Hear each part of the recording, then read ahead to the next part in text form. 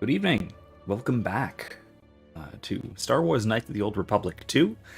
I'm Professor McCoy, and today it looks like what we are going to be doing is going to be wrapping things up here on Citadel Station, above Telos. And here we go. And then actually heading down finally to the first real, actual planet of this game. Oh, configuration's wrong. Oh, display's off. Anyway, bear with me for a moment. That should do. All right. Anyway, it looks like we're all set, more or less, to go down to the planet. Eventually gonna have to craft a lightsaber, which we'll get to that. We got one component now from this just last quest. They're down in the restoration zones, these two criminals we're looking for.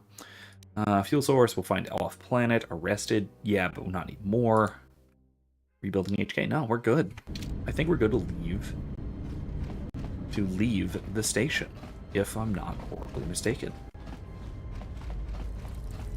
Ah, wonderful. I really like it when when the thumbnail is not a lie, even though oftentimes it tends to be. All right, where to? Anything else we need to do first? I don't think so. I think we're ready to go to another module. Let's go to the dock, right? Nothing else we need to do in the cantina or to buy things or anything. No, I don't think so. No, let's go to the dock. Docking module. Is it 081? I don't know. All right. Let's head down to the planet. Greetings. Chodo Habat sent me. I'm here to take an orbital shuttle to RZ0031 on Telos. Yes, he said word ahead. Please enter. The shuttle's been prepared and is ready for departure. Okay. Let's go for it. Open bay. So, as we're going through this section here, a couple of housekeeping type things. First of all, you'll find beneath me, down there, next to my character information, you'll see my donation button, ko-fi.com/Professor McCoy. If you like what I do and would like to help me continue, feel free, or you're most welcome, to send a couple of bucks my way. I would always greatly appreciate it. In addition to that, on a slightly related, I guess, note, at least in terms of channel content type stuff, I've been considering, and at the encouragement of Mrs. McCoy, my wonderful wife, that I should start streaming on Twitch as well. So if that is something that you or anyone would like to see, if you prefer Twitch as a platform, convince me, and or any help, any advice for setting things up over there as well. If I do so, I'm gonna try, no promises, but I'm gonna try to get that set up for Thursday's stream, because Thursday is, oh look, there's someone walking with a spacesuit. Neato.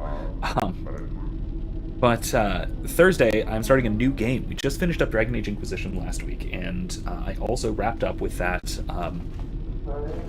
that I think quite wonderful audiobook. I don't know if the performance was wonderful. That's up to you to decide. But I greatly enjoyed doing it, and the book itself is wonderful. Certainly, that's Varric's Heart in Hightown from Dragon Age Inquisition, from the game. But anyway, having finished Dragon Age Inquisition, this Thursday we are moving on to Kingdom Come Deliverance, and so a new game, and a relatively new game, at least by my standards, the standards of this channel. I think that would be a great place to begin on a new platform. All right, take the freighter to Restoration Zone 0031.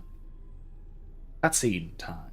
Citadel Station. This is Admiral Carth Onasi of the Republic Cruiser Sojourn. Admiral Onasi? This is Lieutenant Gren, TSF. We've been expecting you. Gren, it's nice to know that TSF hasn't gone to shambles in my absence. And how about you? An Admiral. You might change your tune after you see what the situation is like down here, Carth. I've got some bad news for you. Well, it can't be that bad, Gren. I think Telos has already been through the worst. The one you came all the way out here to pick up? Well, she managed to escape the station. We're not exactly sure how it happened. Well, that's unfortunate, but luckily it still fits our plans. Am I hearing this right? I'll tell you more when I arrive, but the Republic has decided not to detain the exile and adopt a wait-and-see approach. The exile? Then... Like I said, we'll talk more when I arrive. Looks like we will. I'm uploading the approach vector to you now. See you soon, Admiral.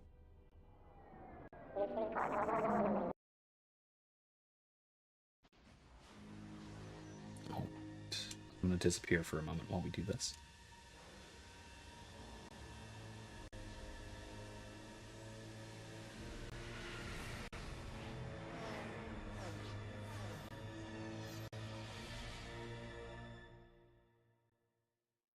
Gorgeous. I do love the, oh, well, we're still out, but I do love the design for Citadel Station on Telos. It's very clearly what they used. They used for inspiration. Everyone, hold on tight. We should be putting down in a few seconds. For the that one bit from. Oh, that's not good. From the Book of Boba Fett, the circular. Grab onto something. This is about to get rough real fast. Halo-looking kind of station, where the Mandalorian finds the other Mandalorians. That part. Uh-oh. Come on. Here we go. And we crashed. Off screen. Good to have you back, General.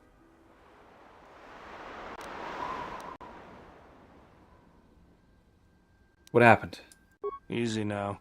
You survived one spectacular crash. Lucky I was here to pull you and your friends out of that shuttle, or you'd be more than a little crispy. But it's only fair. I owe you more than one, General. General? You must be in shock from the crash. Have to expect some long-term memory loss from that. Too bad she's not a droid, huh? We can't all be that lucky. That's I'll humor weird, you, but General. okay. I was one of the Iridonian Mechanic Corps that was at Malachor. Bayadur, I can see how you'd forget me, being that I was the only one. I think I might recall you. Don't think too hard. I'd rather not talk about the war, if we could. We all went through some tough times after Malachor, and maybe we all did a little forgetting. Guess that's one thing we've got better than droids. They can't forget anything. But then you give them a memory wipe and they forget for good. How are the others? They'll be fine. The pilot's more or less unharmed, and the old lady, well, she's tougher than she looks. You know, I never thought I'd see you again, General. Galaxy's a big place, and this is the last place I thought I'd bump into you. So I have to ask, just what are you doing here? Yeah, Erica says his voice is so emotionless, he sounds creepy and vaguely threatening. Yeah. Yeah, he really does. He's another one of those incidences where this game is way, way darker than the previous one, even just in tone. Not even thematically, which thematically, yeah, he gets pretty dark. We'll get to some of that later. Once we find out more about what happened in Malachor 5 and how the Mandalorian Wars ended, him and her relationship gets pretty dark, and what they did and did together and all that. It's pretty dark. But just in general, he just feels menacing.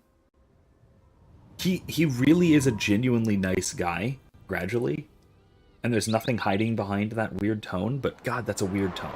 It's just a really weird, vaguely threatening tone. I don't know. I see where they're going direction-wise, as far as like acting goes, but man, it's creepy.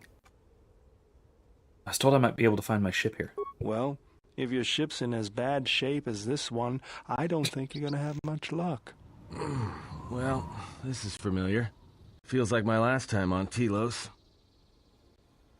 Oh. Crashed the shuttle that time, too? Nope, Pazak. That was not the most pleasant landing I've endured. Next time we should perhaps seek out a more reputable pilot. You're welcome, Kreia. You know, if I weren't such a crack pilot, we could have hit the shield wall or one of those rock faces. Yes, our current situation is a vast improvement. I mean, we're not dead. What shot us down? Beats me. No one's supposed to be here but the Prioritize the danger. Zerka research team. I can't say they'd be happy to see us, but shooting us down? I can't imagine Zerka having us shot down by a bunch of scientists either. You know, I caught a glimpse of what looked like an AD tower when we flew over the compound. Why would a research station have an air defense tower? Maybe they're doing something they shouldn't be. I've seen pirate bases with the same sort of setup. I mean, it's Zerka, so... Anyway, we need to find our ship. I can help you find it.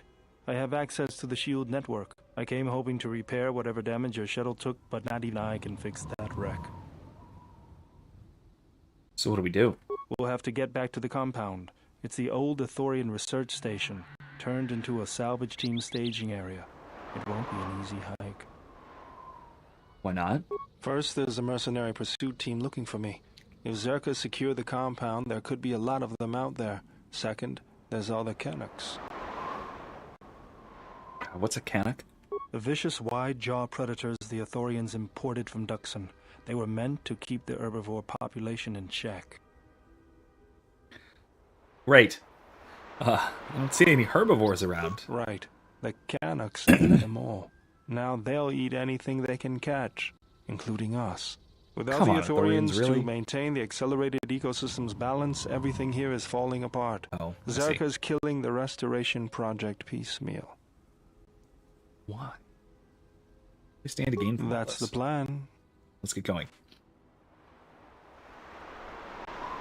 Yeah, I still don't quite see what Zerka stands to gain from, I don't know, continuing the destruction of Telos, or maintaining the destruction, or whatever.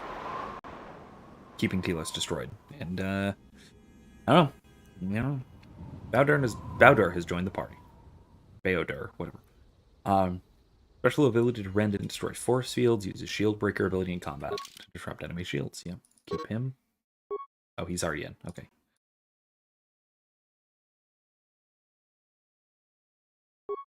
Let's bring Atten.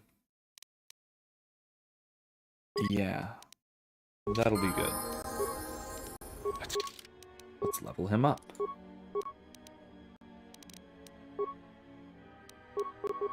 No, I'm not going to give him a cross class. Yeah, no, let's do all the class skills. Level up. Attributes.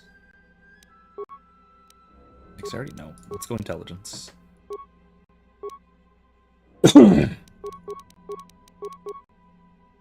Oh man, and I get an extra 2. Good injury, man. Yeah. Now I can put a point in it.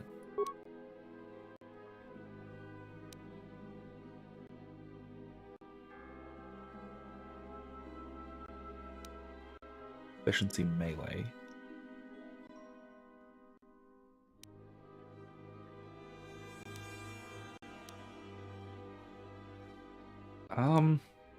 Yeah, let's give him vitality.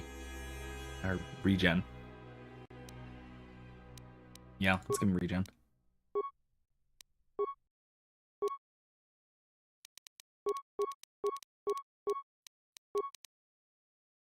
Good. Okay. What about equipment? What's he have? Nothing! Okay.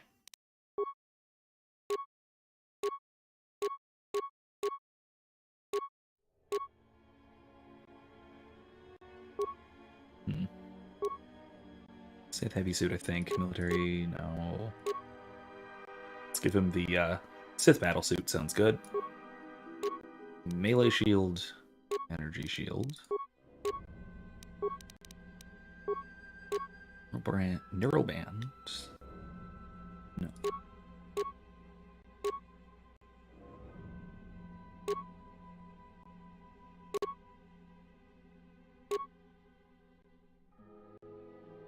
Yeah, awareness, demolition, security. That sounds good.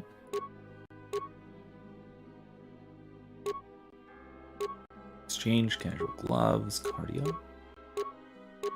Immunity, critical hits, or awareness +1. Okay. Immunity, 10% electrical or energy. Let's go with, now his con is even, so this actually wouldn't help him. Because this uses D&D mechanics, so let's go with Lornan. Give him some resistances. Gidon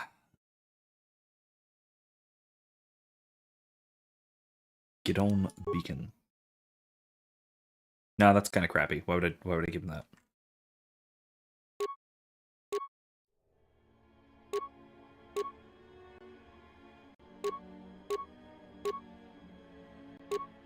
My Vibro sword.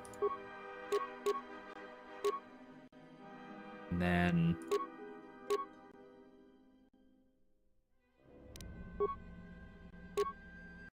Big blaster or heavy mining laser. Let's go with that. That'll be fine. Go. Okay, cool. All right, that'll do. All right. He is... Oh, there we go.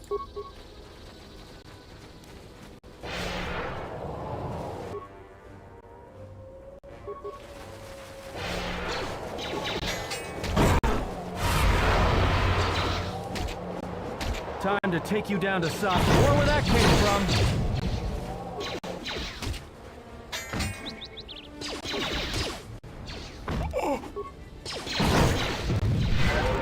Okay. Mechanics. Look at that mouth. That sure is a wide-mouthed predator. My god. Look at that monstrosity. Look at these monstrosities, plural. Alright, well we know what they are now, and we know that they are dangerous. Not that dangerous, but dangerous regardless. Oh yeah, I forgot he has a remote.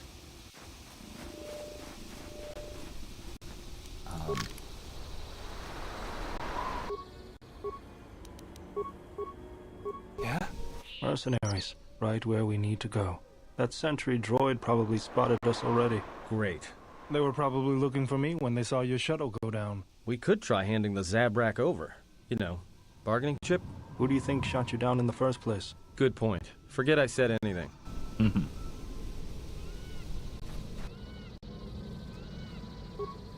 Let's go ahead and stun droid and see if that works as a starter.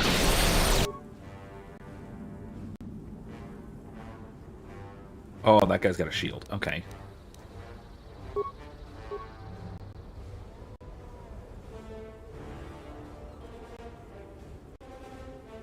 Yeah?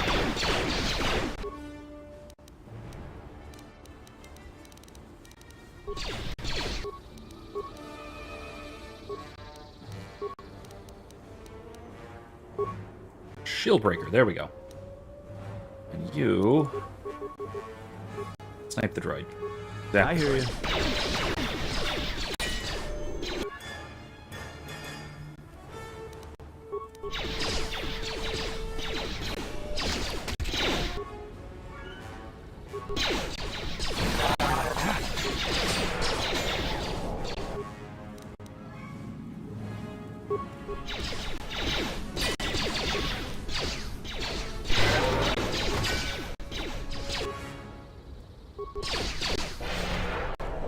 Alright, there we go. I think we're okay here.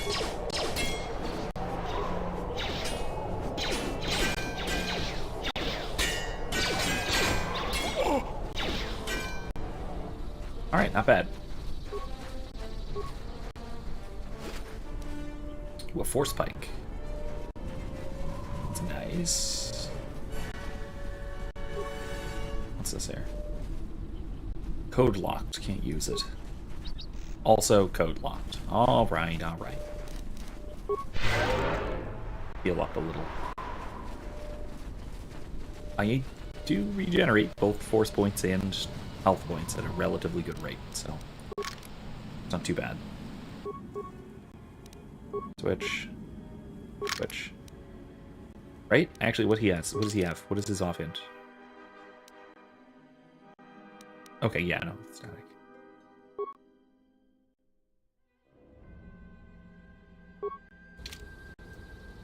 I hear you. Another sentry droid. The mercenaries must be using them to locate us. There's probably another patrol nearby. Well, let's quickly take it out, shall we?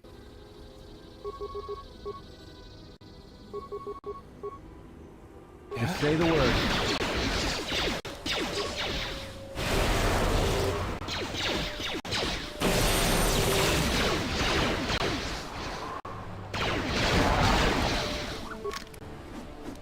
Yeah? You know what? Let's see if we can switch his Vibro sword for that. The, Force Pike might be better. Yeah, it is. Yeah.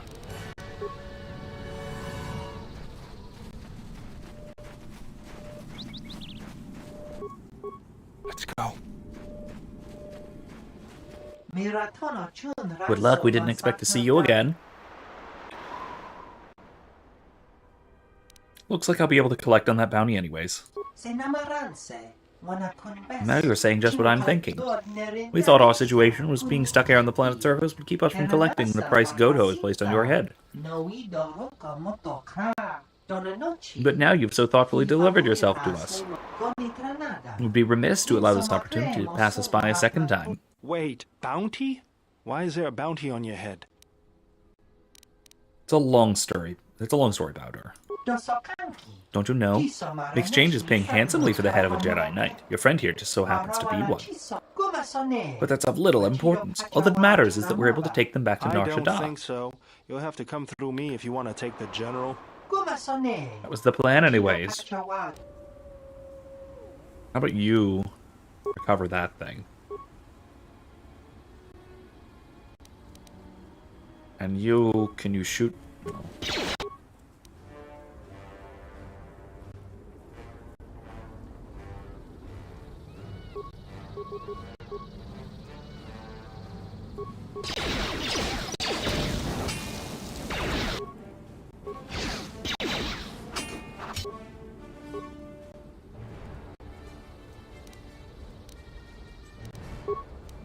Yeah?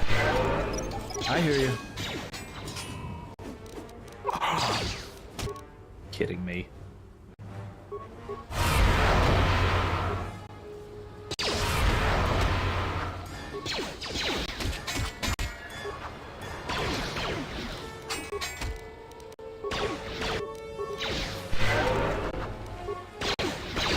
Time to even the odds. Saved again, really? Fine.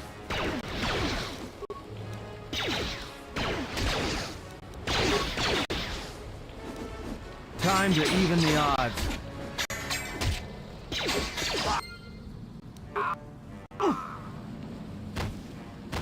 And you ran into it. Thanks, guys. That was real helpful.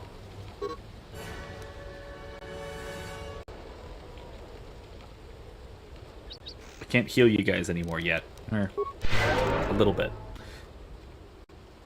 Anyway, that was ridiculous. I really wish that they would just not run into all the mines. That'd be really cool. How do you like that? More where that came from.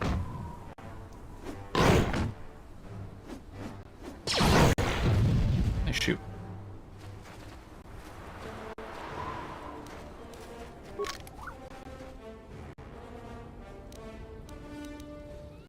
Let me handle this. No.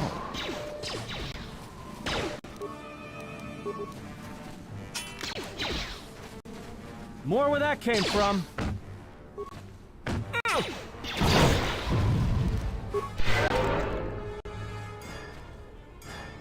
Alright.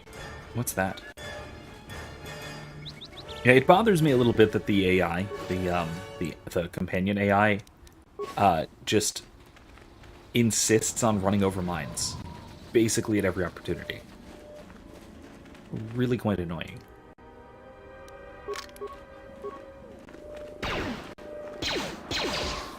How do you like that?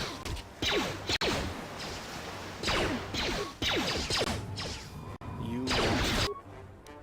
What's this anyway? Disruptor. Oh, it doesn't do much damage, but it's unstoppable. That's why. First of all, switch. Then sniper shot. How do you like that? Let's settle this. This won't take long.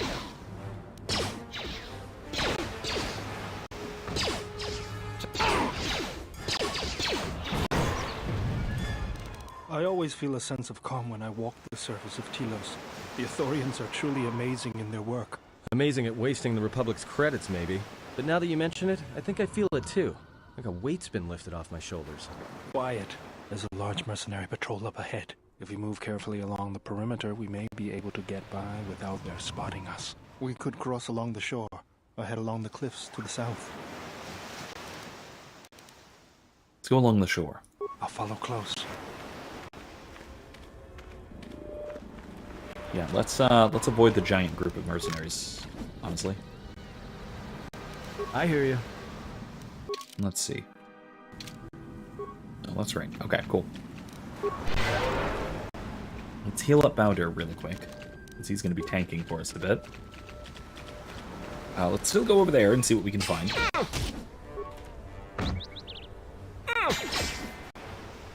Time to even the odds.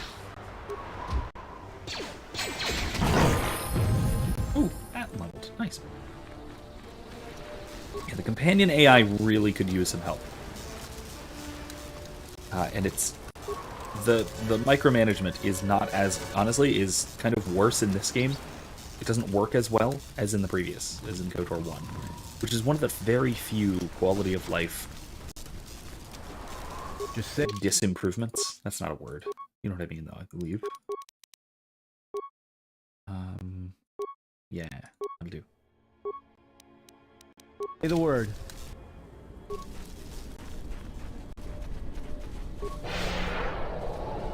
Awesome. More where that came from.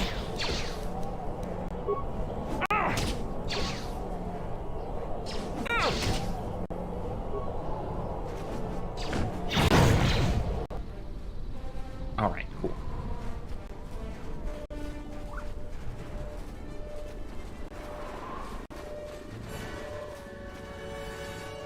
What's up there? Anything of use? No. Yeah, there's some stuff up here. Glad I went around to gather up things. Head back, that's useful.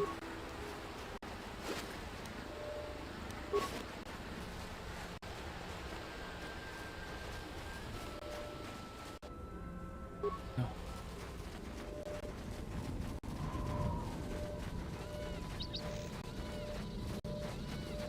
Looks like a minefield up ahead. We can try and pick our way through, or take some time to disarm some and clear a path. Yeah? Alright, let's solo mode with Bowder and have him take care of it, yeah?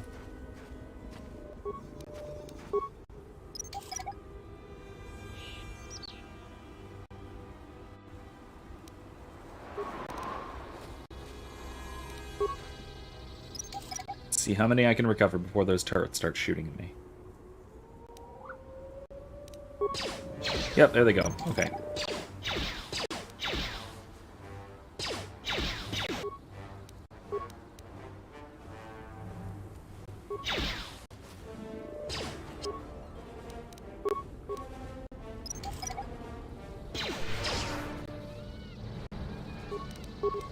Let me just try and do it normally. Cover. Okay.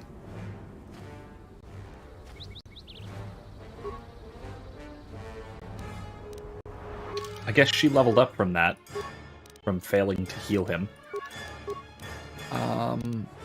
Let's go with computers and security again. Yeah, that's fine. Alright. Using force power requires force points. Okay, so light and dark. Okay, this is just explaining that light side points. Light side powers are easier to use if you're light side. Dark side powers are easier to use if you're dark side. That's simple and straightforward enough, which is a nice mechanic. Nice way of letting you use whatever powers you want, but still having it matter. Having your alignment matter. Alright,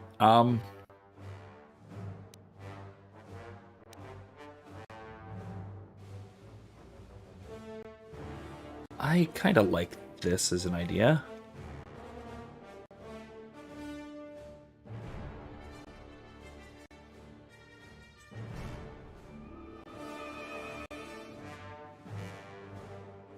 I should get stun eventually. Revitalize.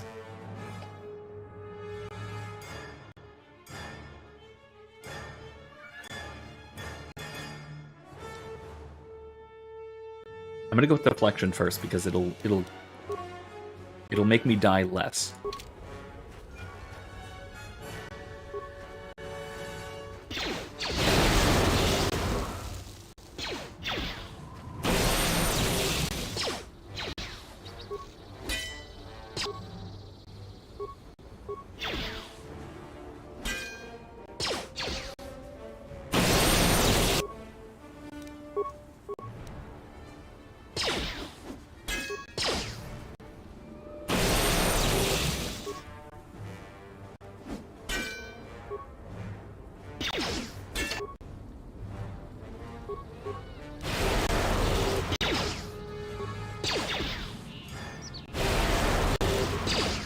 Come on, stop saving.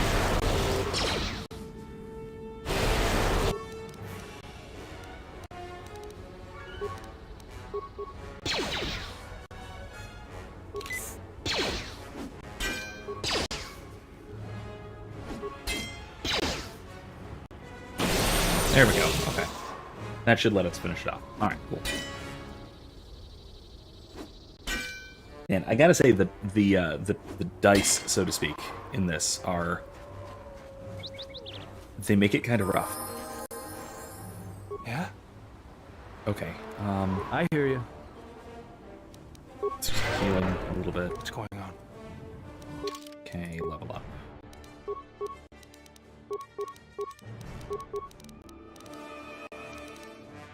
Wait, he can't level up trade injury? Why not?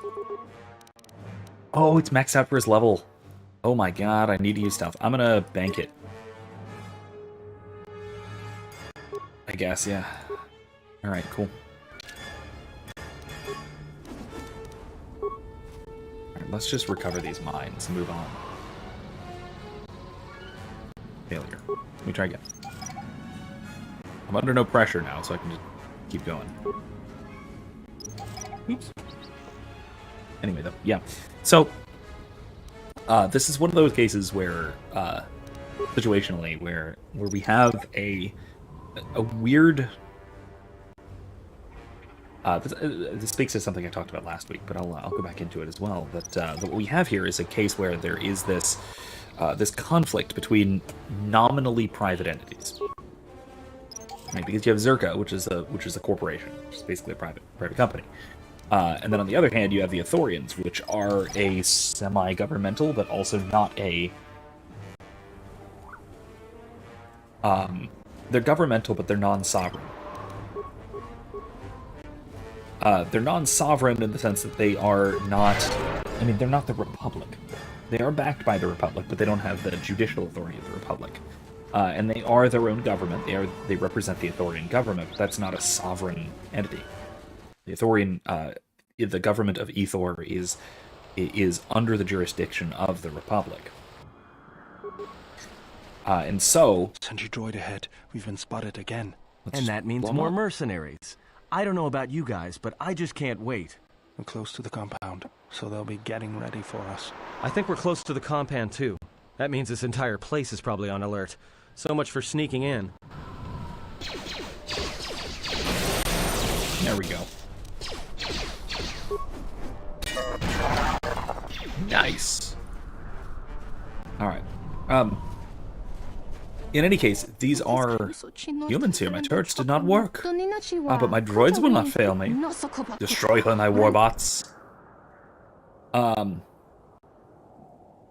I'm going through combat,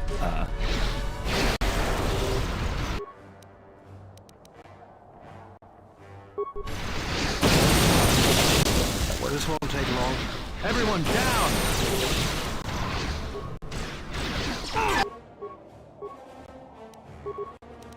you need to blow up her shield. She has a shield, so let's deal with that first. Then we'll go back to beating the crap out of her. I knew.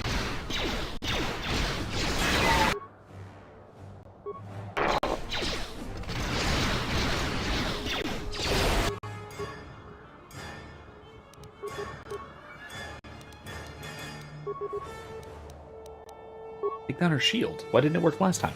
Anyway, so these are non-state entities, broadly speaking. They're non-state in the sense that they are they're non-sovereign, like I said. That does not mean necessarily that they are that they don't wield the powers that a state would in some sense. They are not. They are still, in a relevant sense, wielders of political power. They do political things. They use the political means. Everyone down! But more so, Zerka, which we see as more of a private corporation. technically speaking. Right, because even though the Ithorians are a government, technically. Why do you keep doing this?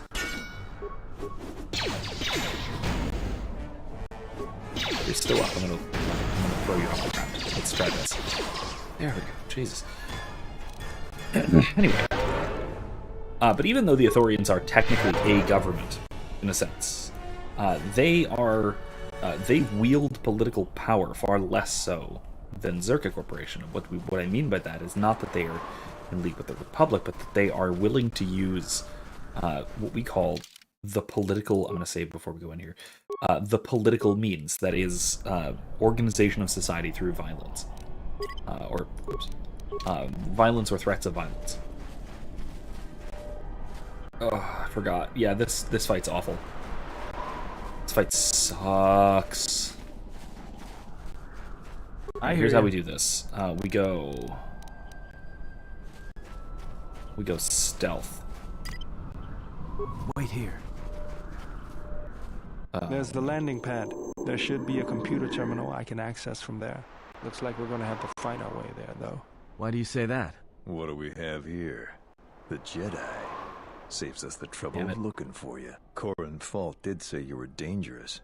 Maybe he does know what he's talking about. Mercenaries, how about I pay you 500 credits and you stay out of my way? Why would I do that, when I can just as easily take them from your corpse? Who are you? Fault hired me to keep everyone out of the restoration zone. You in particular. You've done a miserable job of it so far. We'll see. You may have caught a few of my boys off guard, but let's see how you fight now, Jedi. Attack! And we're right here in the middle of them. Damn it. This is awful. Let's try and spin him up. Try and go energy shields. Energy shields. Energy shields. I hear you. Say the word. Powder, you need to take out his shields. Then beat him up. With Lori. Okay, that didn't work.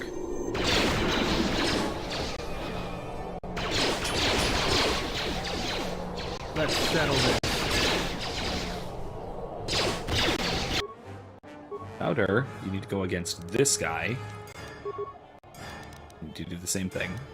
Take out his shield. Then we prioritize him. Yeah?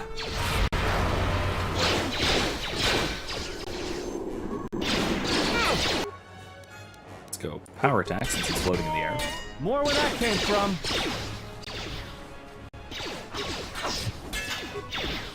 Please. No, no, no, no, no. Oh, jeez. Okay, no. Please don't go. Please don't. You asked for it.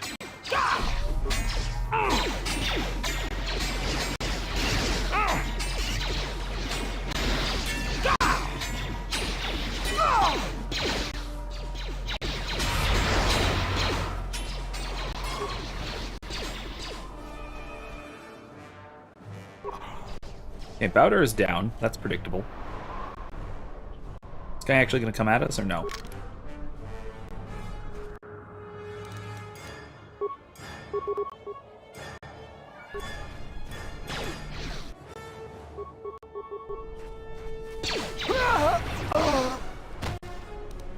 Okay. This is going to be difficult. Anyway, so these are effectively two different sub-sovereign organizations that are still acting politically. Hey, Bublin, how's it going? Just talking about the weird pseudo-political situation going on down here on Telos. No, you do not get to throw a grenade at me. I'd like to lure you in.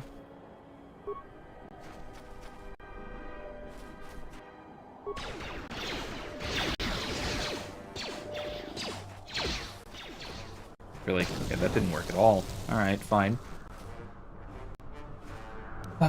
Anyway. So, a few key things going on here are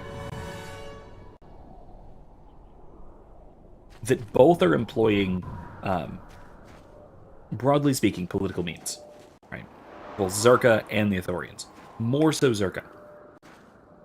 Which is kind of ironic, considering that Zerka are the explicitly, or at least supposedly, private group. That's why I had solo mode off. I cannot believe this. Okay, crap.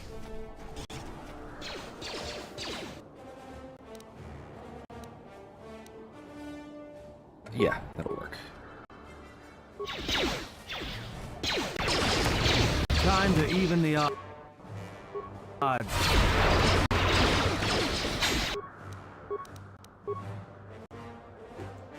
Problem says I spent $300 today on Switch games and a controller that I probably won't play use much. But that Kirby game is gonna slap when I play it. Well, hopefully. Yeah, Even the odds. I don't know. I've always been a bit of a Nintendo fanboy, so I could see myself playing see myself really enjoying it. Really, I'm dead. I'm so dead. Everyone down. Time to even the odds.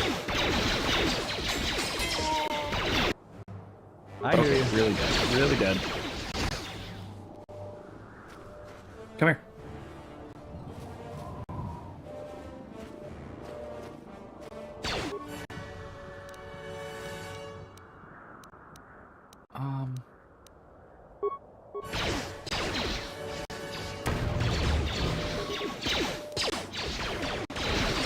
More where that came This should be from. hopefully fine. So one of the odd points about this, and why I bring it up, is that this is very clearly, this entire sequence, this entire situation, is supposed to be a sort of, I call it a critique of unbridled capitalism, or that sort of thing. You know the type. You know the type of critique I'm talking about.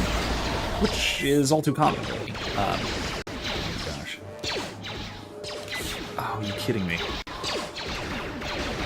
More where that came from.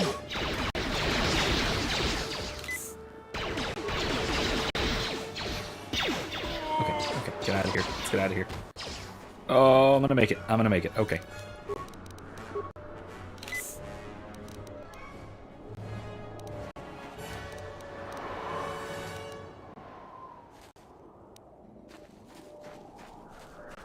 I just have to let my health regen. Atten, you can do this by yourself.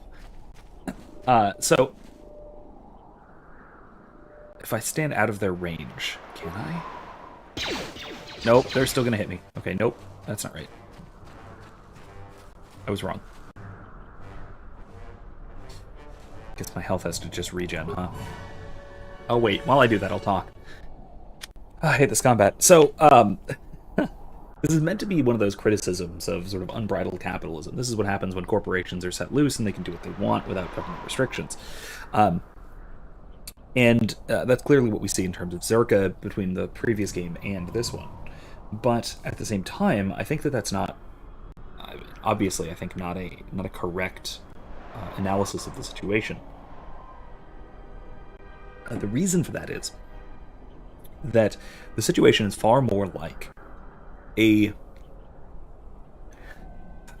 place in which there is no monopoly state, but that where there is, there are several entities which are vying for political control.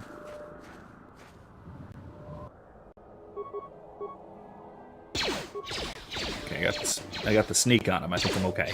And his buddy can't see around the wall, so I think I'm okay too. And in that case, what we really have is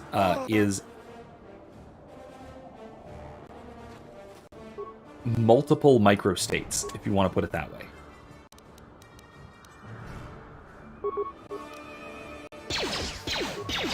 Oh god, that hit me hard. Let's get out of here. So what we have, again, is that Zerka is doing what a state does. It is monopolizing, or attempting to monopolize, the use of aggressive violence for the achievement of its social ends. In this case, its monetary ends, really, primarily. Although there are political ends that it has as well, so we shouldn't discount those. But the major point, the major takeaway here is that if this were really a sort of criticism of unbridled capitalism, what we would have is a kind of it would be a critique of the possibilities of capitalism, of a market, excesses of the market, let's call it. However, part of why it's not, or sorry, it would be a critique of the market, the excesses of the market, of that sort of thing. Oh no! Bowser's down. No, don't. Let's go. Let's cancel combat. And I'm dead. Okay, everyone's dead. Again. Darn it.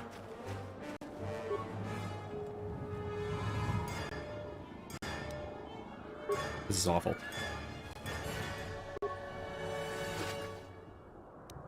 And once again, this is entirely the fault of the crappy AI. 100%. Anyway, before I continue on, as I desperately try to continue on, I should bring up that it is a kind of excess of the market where a corporation or some non-political, strictly speaking, some non-political entity is capable of exercising political power or political authority, employing the political means, doing violence, in other words. Time to take you down to size. That guy's coming. I'm baiting him. That's good. I put down a mine. He will come over here. I think. No, maybe not.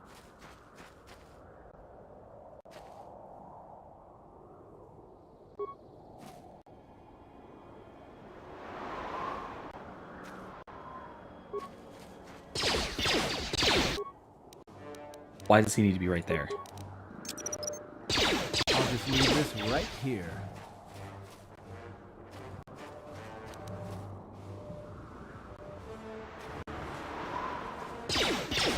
Time to take you down to size? Yeah, that's very much his version of you never should have come here. It's just before BioWare came up with you never should have come here. Ooh, that was a good shot. That didn't help. Okay. Well, we got one. We got one more. Pick this back up. Basically, the major problem is that Zerka, as a sort of semi-private company, I'll just leave this right here. Is able, in some sense, to exercise what amounts to political power.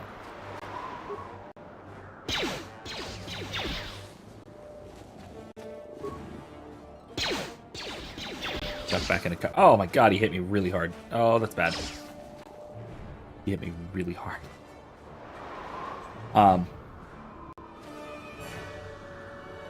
Now, that would be a criticism of capitalism, so to get back to the point, that would be a criticism of the market, that the market allows for this sort of thing. However, it's most notable that this is, first of all, this is not in the absence of a state. There is an overarching state. It's the Republic. The Republic has sovereign control over this system, this political arrangement, or this sub-political arrangement. And so, they've taken it upon themselves to prevent this sort of thing from happening, and then failed to prevent this sort of thing from happening.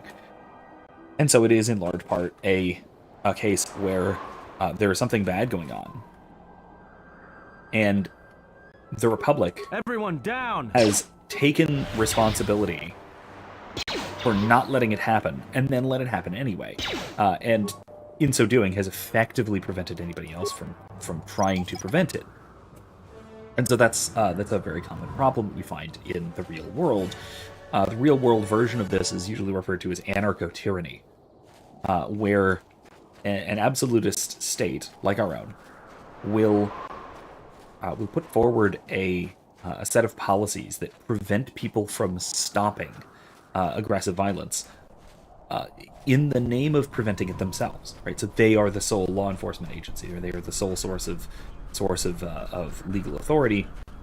The state is the official state, and because the estate is the sole source of legal authority, any other source of legal authority is illicit, and because it's illicit, then it's prohibited. However, then the state will refuse to enforce Let's settle this. legal edicts. It will refuse to More where that came from. provide. Okay. It won't provide legal services. It won't provide protection services like it would claim to. I'm just going to be a lot more careful with this time. How about that? And not rush forward into combats. Not let my companions do it either. And recover my force points while I finish talking. So anarcho-tyranny, it's the kind of thing that we see in what are usually considered failed states. Or, unfortunately, this is a weird correlation, an unfortunate one, it's also what we see in places where there were, like, ongoing riots and stuff a couple of years ago, where it's not that the state is just failing to provide for security, it's that they are legally prohibiting people from providing security for themselves, or by other means. The probably the best example of this is that, remember the McCloskeys, that couple that came outside their home with brandishing weapons and trying to keep the mob away? They were the ones who were prosecuted. Not successfully, thankfully, but they were the ones who were prosecuted for it. Not the people who, not the mob that was assaulting their property. And so basically we get it. Mercenaries, go away. Who are you? Miserable job. Alright. Fly you up into the air. Not that one. I want heavy. And so because it's a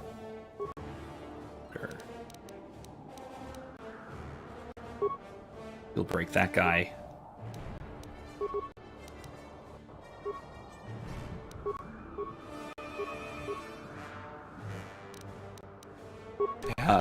Because the state is sort of in a position, they've taken upon themselves this position of we're the ones who are supposed to, or the only ones who are supposed to provide protection, basically. And then they don't do that. Then they are, in a sense, responsible for the lack of protection. Because they're preventing other people from taking on that role, who otherwise would. Okay, let's wait. Let's wait to recover before we charge further into battle.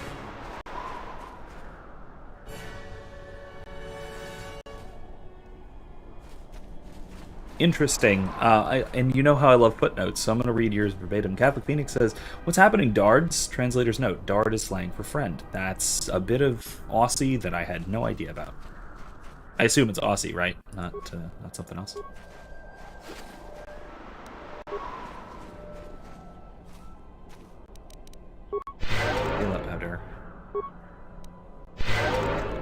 Oh, and Bublin said, "What's your favorite Soulsborne-like game or top favorites?" I have. Okay, this is actually strange. This is a strange thing for.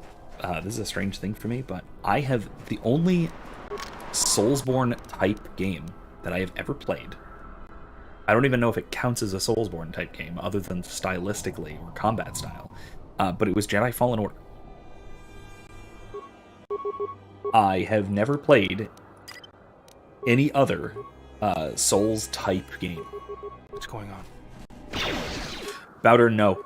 Bowder, no. No. Cancel combat. You, run away. You, stay back. Okay, cool. We're good. Okay. I need to check my controls again. So I like I said, I can't really give you perspective there. I'd like to play. I'm sure I would like Elden Ring. I'm sure I would like Elden Ring. Just based on what I've looked and based on what I've seen, it looks a lot of fun. It looks like the kind of thing I'd like to play. Boblin says stream Dark Souls remastered from start to finish. I've got a lot on the plate right now. A lot I already have as well, and I don't have any of the Souls games actually, so I'm not sure if I would. I mean, I would, maybe long term. Part of the trouble is, Part of the trouble is trying to actually play the damn thing while talking to you guys. Quick save F. Which, man, okay, I can try.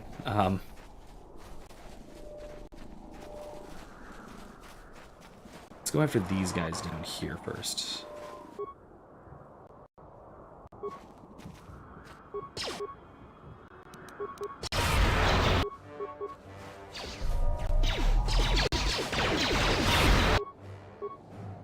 Bowder, go ahead and actually wait. Swap. And then What's going on? knock out his shields. Then his. That guy. More where that came from.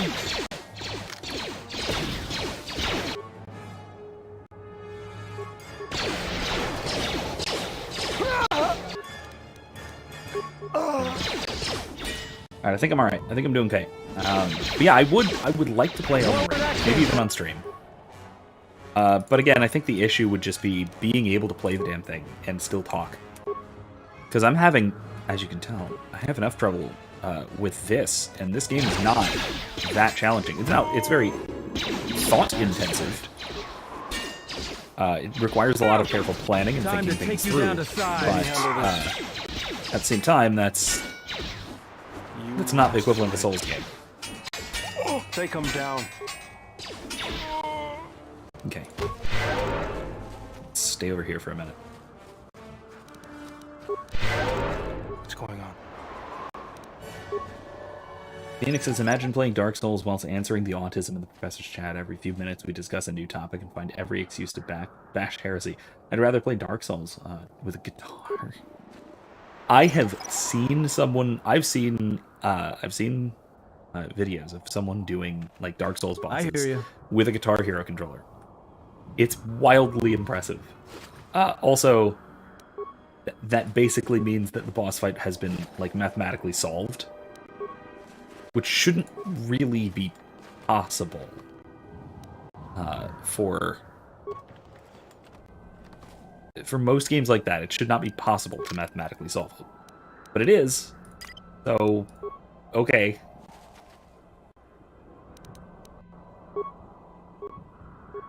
Just say the word.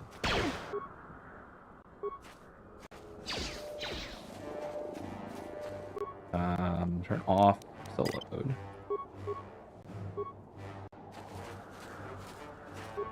Switch. No. Bowder, come here. Nope. Yeah? Let's settle this. Just say the word. Nope. Let's go.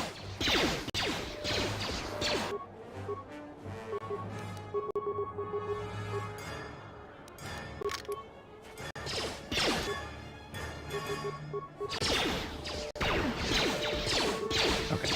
Yeah? Just say the word.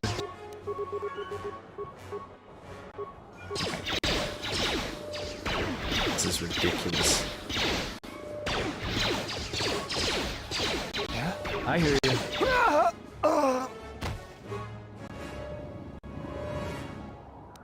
Oof. Well, this is fun.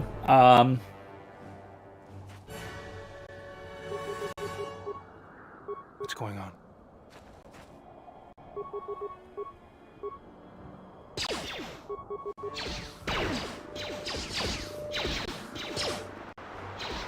I think I'm okay here. They can just pick this guy up. Time to even the odds. There we go.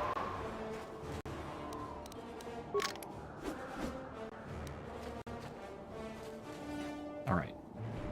Anyway, this actually brings up a point. Actually brings up a video that I recently happened across, which I'll put it in the description afterwards. I'll tell you what.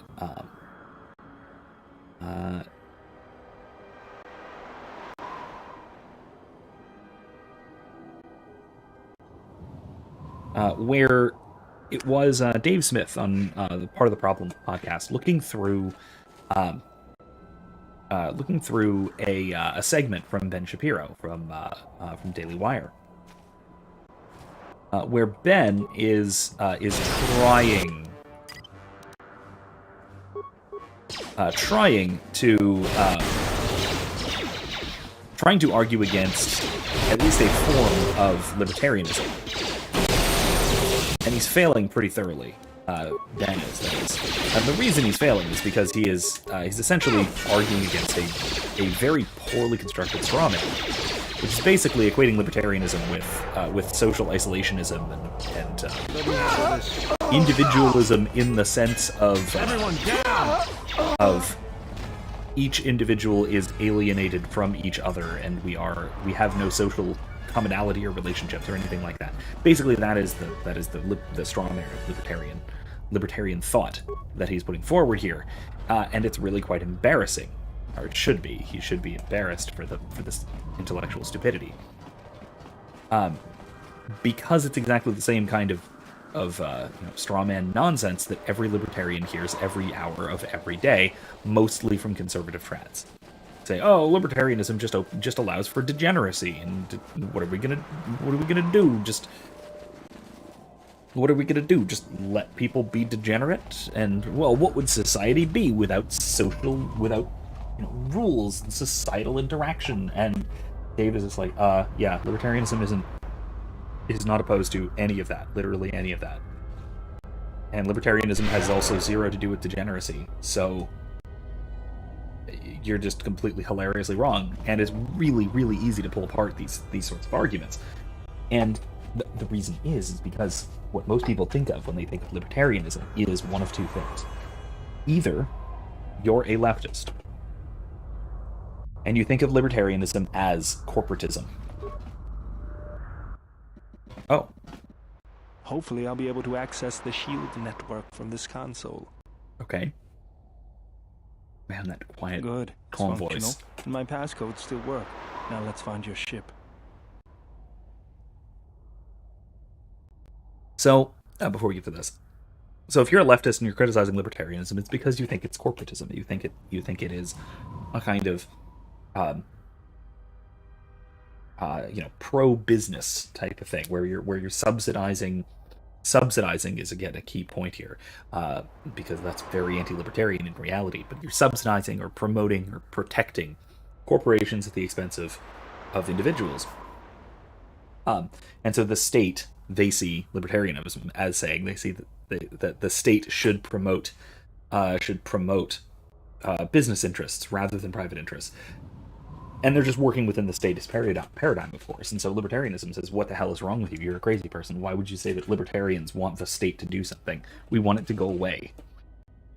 And then the contrary point, where you see trads, or conservatives, or right-wingers, or whatever, anybody vaguely on the right will criticize libertarianism for not opposing degeneracy, or more likely and more often promoting degeneracy, which is, again, nonsense.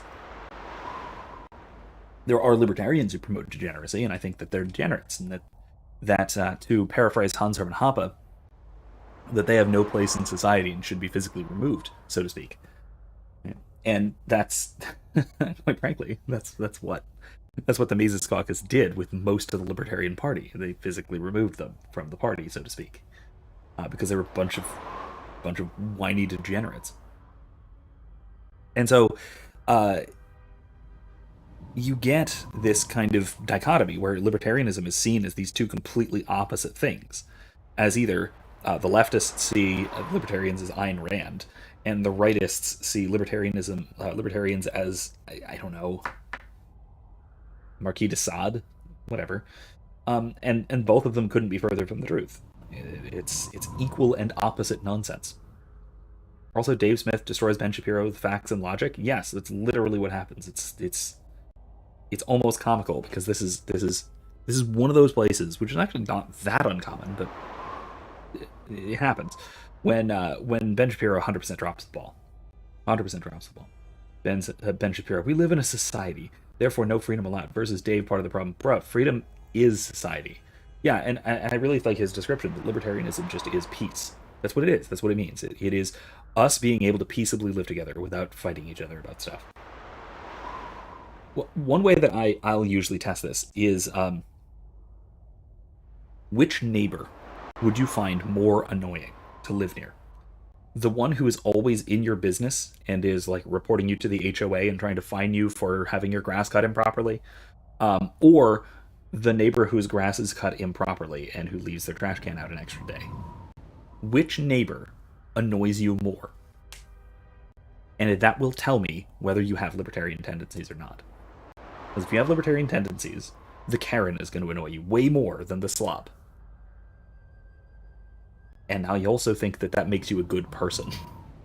I mean, not to put too sharp a point on it, but if you're more annoyed by your neighbor doing something on their property that you don't like them doing than you are with them pestering you about doing something that they don't like on your own property, then I think that largely can help determine whether you're a good or a bad person, at least in some respects. And so,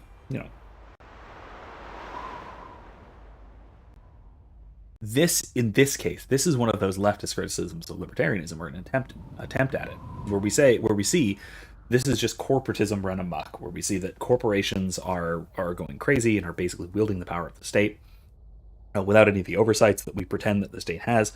And so what do we have? Well, we have Zerka Corporation acting like a state. Because that's obviously not. That's worse than a. Is that worse? Is that worse than a tyrannical state? Is that worse than the Sith Empire? No, God no. But it's roughly the same kind of thing, just smaller in scale. Because of course it has to be smaller in scale, because they don't have taxation revenue. Anyway, this is a point that I was likening to. I like to see. I don't like to see, but I enjoy critiquing bad critiques of good ideas. I greatly enjoy doing that. It's easy, not because it's all that productive. Because, come on, I'd really rather critique a really well put together critique of a good idea. But bad ones, it's just fun. It's fun. It's like turning the game on easy mode, just for philosophy. All right. While we're at it, a couple of things I mentioned earlier. First of all, if you like what I do and want to support what I do, feel free to donate down there at ko-fi.com/Professor McCoy. I keep all that money minus what PayPal takes. Ko-fi doesn't take any of it. So if you're looking to donate somewhere, that'd be the place. And that also includes a message and whatnot. But beyond that, I'm also, on a related note, I was mentioning this earlier, I was thinking of also streaming on Twitch. And I might start that on Thursday when I start Kingdom Come Deliverance, which I'm very much looking forward to doing. And I figure starting a new game is probably a great time to expand out onto another platform. So if that's something that you'd like to see me do let me know. And if that's also something that you know anything about and would like to give me tips on, what is the best things to do when streaming on Twitch, feel free to let me know that as well, because I'm a boomer, so to speak, and YouTube is my digital home. As much as it's an abusive home, it still kind of is. Alright, let's see. The TSF said the Ebon Hawk wasn't at any sanctioned landing site. What makes you think you can find it?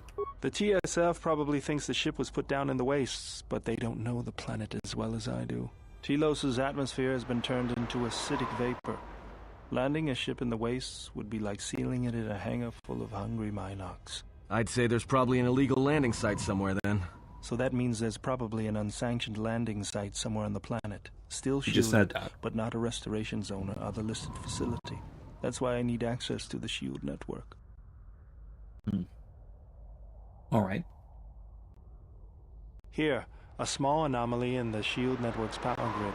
I'm not surprised the TSF didn't spot this. It's subtle, more like an error or random flux than anything suspicious. Okay. Also, I should note what I'm drinking tonight is an extra large version of a espresso and orange juice. Again, I can't recommend this highly enough. It's the weirdest thing. It doesn't make any sense. It should be disgusting, but it's really good. Try it. It looks like power is being drawn to generate a shield over a small area in the polar region, but nothing should be down there. Orbital cameras show nothing, just an empty mesa. How are we going to get to the polar region? That's a little tougher. According to the computer, a shuttle is currently docked inside the research facility. At least there was at last report, though that was months ago. Okay, so we don't know that the shuttle would still be there or working. I don't, but that's not going to stop me. I'm getting back to Citadel if I have to build a new ship myself. That's decided then. We should get going. There's one other small problem. Recently, Zerka teams that were sent into the military facility have not been coming out. But it's not as though we have any choice. Alright, well, might as well. Can I get anything out of this panel? Or no? Doesn't look like it. Alright. Okay, well, let's go in.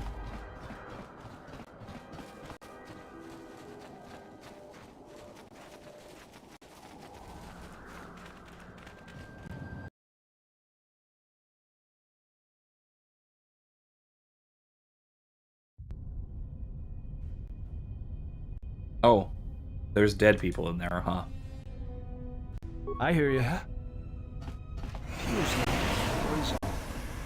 Oh. Poison. Come on, everyone, off the panel.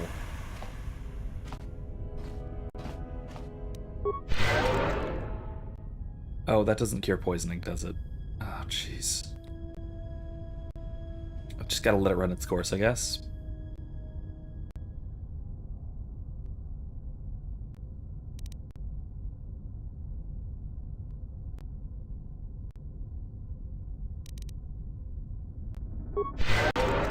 There we go. In the meantime, Let's go. This arm of mine isn't just for show, General. Stand back.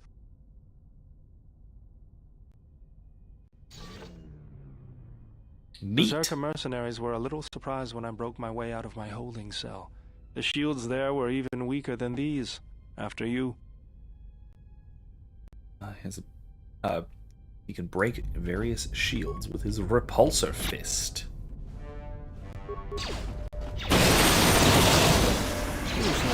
Okay, guys, come on, go around the side.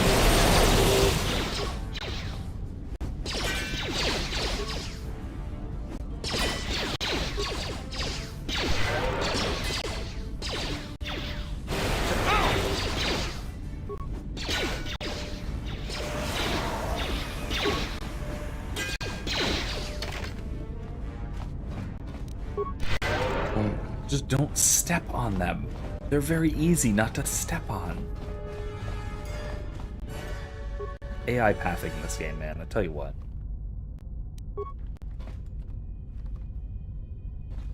Anyway, so I have also been, I've also been,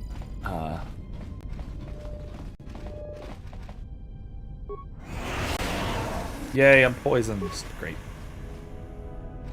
Poisoned again. I've been recently this last week teaching logic. Always fun. Always a great time. To be fair, it's a lot more fun to teach logic during election season because it provides far better examples of terrible arguments to pick apart. But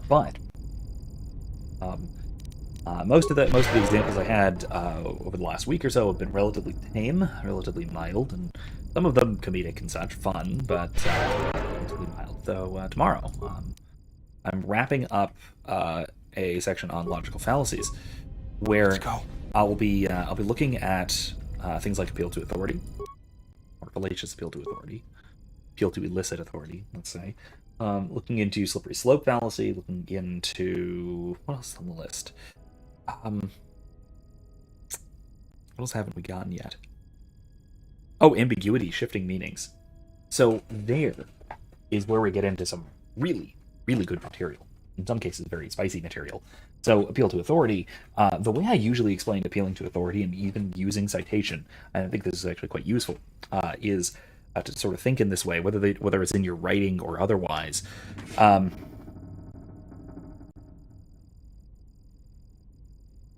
Is rather than thinking about citing an authority, rather you should think of it as pointing to an argument.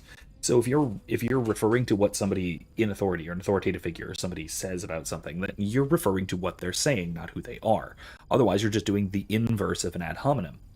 You're saying, yeah, this person's trustworthy, therefore they say this and that and the other thing. No, you're pointing to the argument that they're putting forward. And if they put forward a good argument, then it's a good argument, and then you're pointing to it, and you're saying, here, let's take their word for this. If they're putting forward a bad argument, then you're just pointing to a bad argument. And so even if you are pointing to somebody who is an authority in a relevant field, but they're putting forward a bad argument, something that you yourself can evaluate as being bad, that's still a fallacy.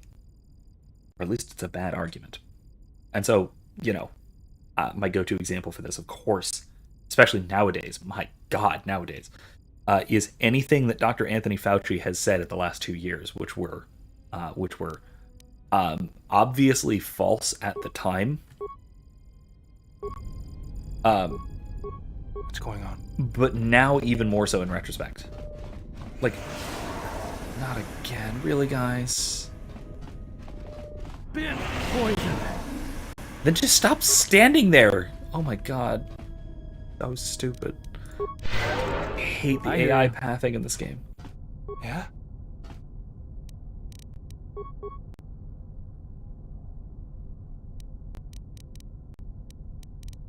Anyway. What's going on?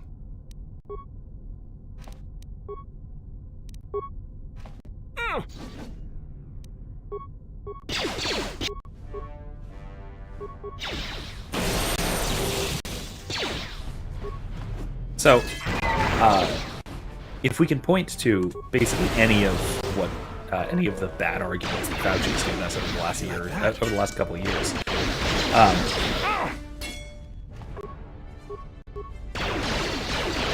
what's going on?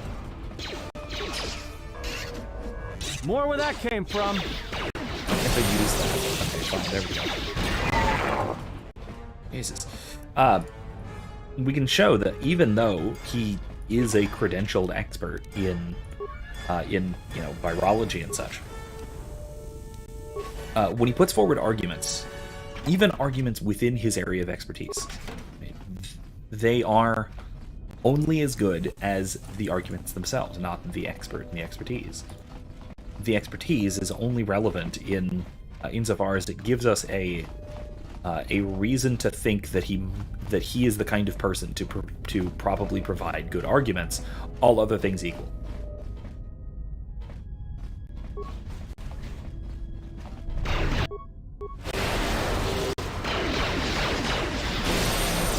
Take them down.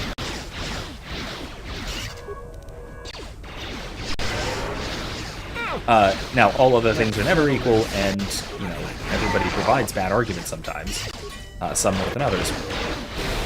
But we can also point to other people, especially other experts in the same fields, or experts in an even more relevant field, putting forward contrary arguments, better arguments for the contrary, or counter arguments, arguments for either for the opposite conclusion or to show that his arguments are faulty, etc., as a good reason to think that he's wrong, and that this is, again, a far better way of arguing than just saying, so-and-so says such and such. Now, so-and-so says such and such can be a good argument if what you're saying they've said is a good argument.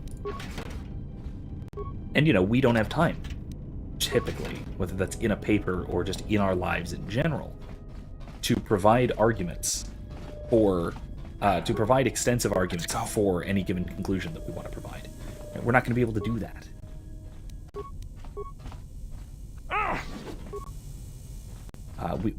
We simply can't, based on the time we have available to us and the roughly speaking, the space that we have available to us to present our arguments. We're not going to be able to just, provide conclusive arguments for all of the points that we want to make. It's not going to work like that.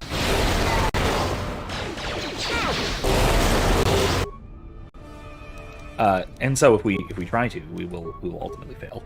Let's get this over with.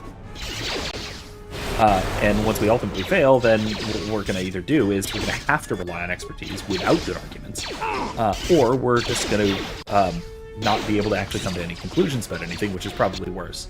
Oh god, this is very bad. Yep.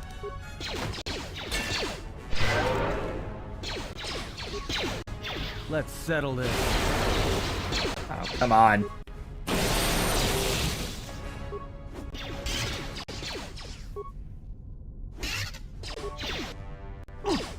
Okay, I might not make this. Come on, really?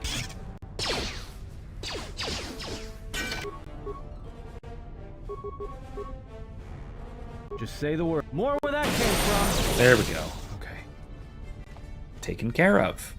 Dying horribly, but taken care of. Bublin says the reputation of expertise is self-fulfilling platform. Yeah, it really is. The reputation of expertise is what gives us at least to some degree, a reason for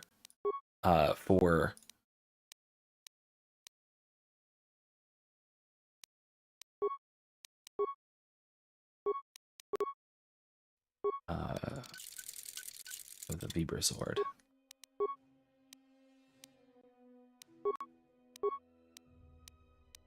Massive criticals.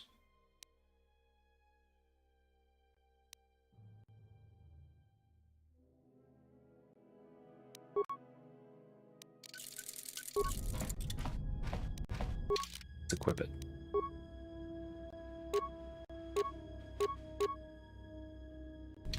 There we go. Higher crit range. So, yeah, once you have a sort of reputation for expertise, you're going to keep it almost no matter what. And especially, and the part of the reason for that is not just because people are bad at evaluating whether what you say is true or not, which is often true. It's often the case. But it's rather that because you're an expert, you get fact-checked against yourself and those others who agree with you. And part of being an expert is agreeing with you. That's part of what it means to be an expert in this context. And we saw that very, very clearly over the past couple of years in the whole pandemic situation. Not exclusively, we see this problem elsewhere as well, but that is a key place where that is a huge, huge epistemological problem. Now, it's not the only epistemological problem there is, anyway, even with regard to expertise, because there's the alternative of what's this? To the excavation site. Oh. You have a lot further to go than I thought. Okay. I hear you. Yeah? Okay. There she is, one orbital shuttle. Looks like it's in serviceable condition. That's all a moot point, though. Why's that? The hangar bay doors are closed. I don't fancy flying the shuttle through solid metal, so I'd say we need to find a way to get them open. We'll also need to find the ignition codes for the shuttle, or else we'll have some trouble getting off the ground. If we get all that, I wouldn't worry about what shape this heap is in. I'll get it running. Well, okay then. Hey, droid. Deactivated. Alright. Yeah? This is too tough for me. Terminal, huh? So that's one of the points that I'm hoping to make. Yeah, okay. Step away. Didn't even mean to step towards it. But that's one of the points that I want to bring up. That should be a fun one. Binge poison. Yay!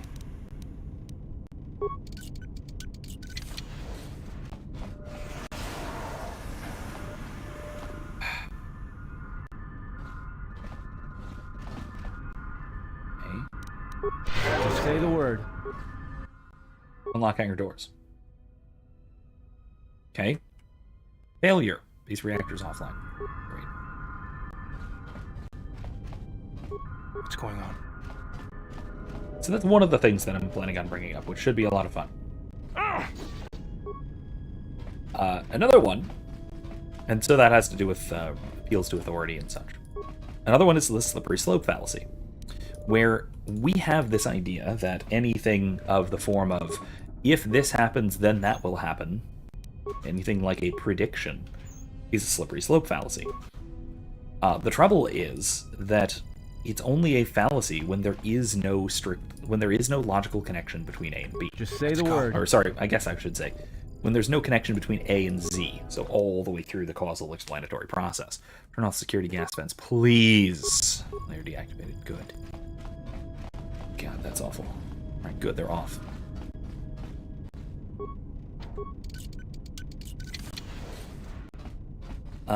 And so we can see this as a case where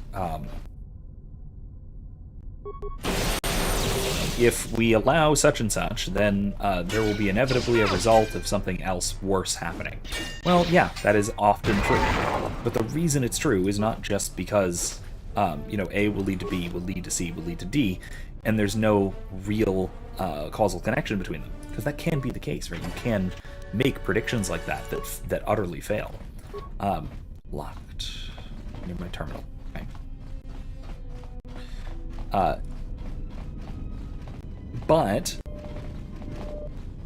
And so this is where I usually will use the example of,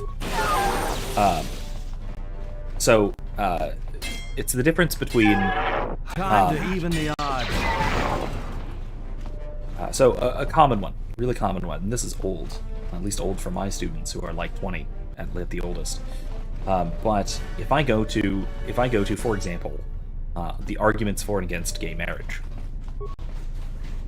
Oh hey, look at this guy. At last, someone else. Are you part of the rescue team? No, I'm not. I'm part of the first circus salvage team. I hid here when the turrets and droids went online. I haven't been able to reach anyone. You're here to get us out, yes? Okay, follow me out. I will, thank you. I'm gonna have to deal with that first, though. Sorry. Give me a minute. Oh, come on, really? Big Zappy. Big Zappy. Okay. A lot of very active, very angry droids back there, so I'm gonna search around first. So talking about arguments for and against gay marriage that are related here. So, impossible. Can't unlock it. Maybe able to blast it open. Just say the word. Powder. How about you do it? Can you unlock it? I doubt it. This is too tough for me.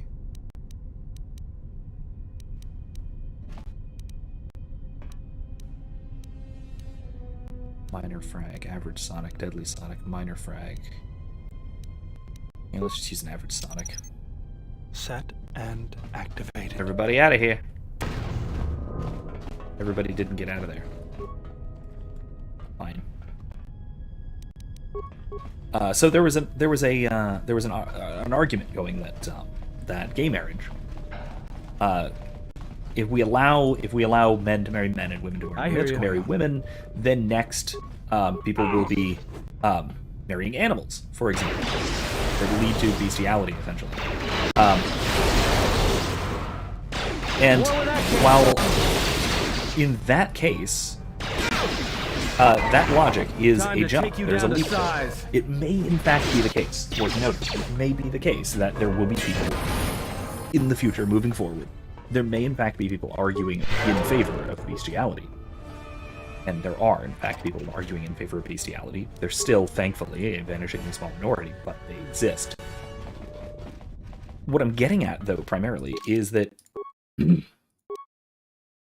the logic specifically with regard to gay marriage does not apply with regard to bestiality.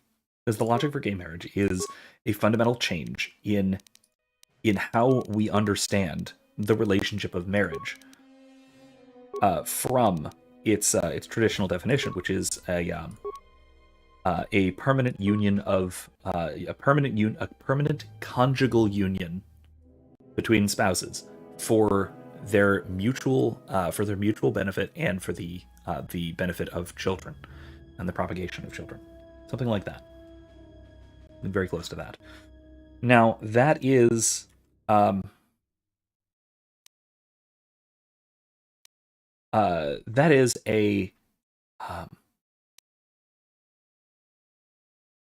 is one solid definition, which has stood the test of time. And the arguments in favor of gay marriage dismiss that and want to replace it with something like marriage construed as the I think I can fairly say sexual, but a voluntary union, probably a voluntary sexual union between adults, sexual and legal, because property is also involved, at least typically. I don't have a lightsaber, so I'm going to wait on that. Toughness, that might be good. What's recommended? Conditioning? Really? What's that do? All saving throws? No.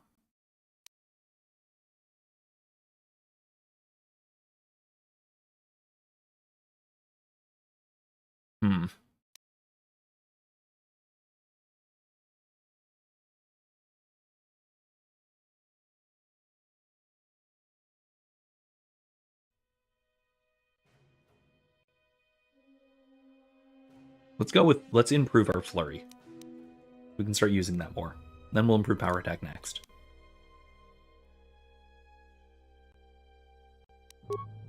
Alright. Heal. Accept. Alright. Now, one thing you'll notice about that definition, about the altered definition, this new version of our definition of marriage that applies to gay marriage, is that in this case, it doesn't apply to, say, bestiality or pedophilia, for that matter, which is another possible slippery slope. By possible slippery slope, I mean it is a fallacy to argue that it's necessarily going to happen, but it could be argued as a further step forward. The point is, it would need to be a further step forward. However, there are slopes down which we could overload. Nice, that was really loud, sorry. There are slopes down which we could slide from this same argument for gay marriage, which are different from, say, bestiality or pedophilia. This does, like I said, it does specifically talk about, so the arguments, the new definition of marriage does specifically talk about a consensual relationship between adults. Okay, fair enough. Or improved dueling. Ooh. No, let's keep going with, let's upgrade a sniper shot. We need better sniping. Yeah.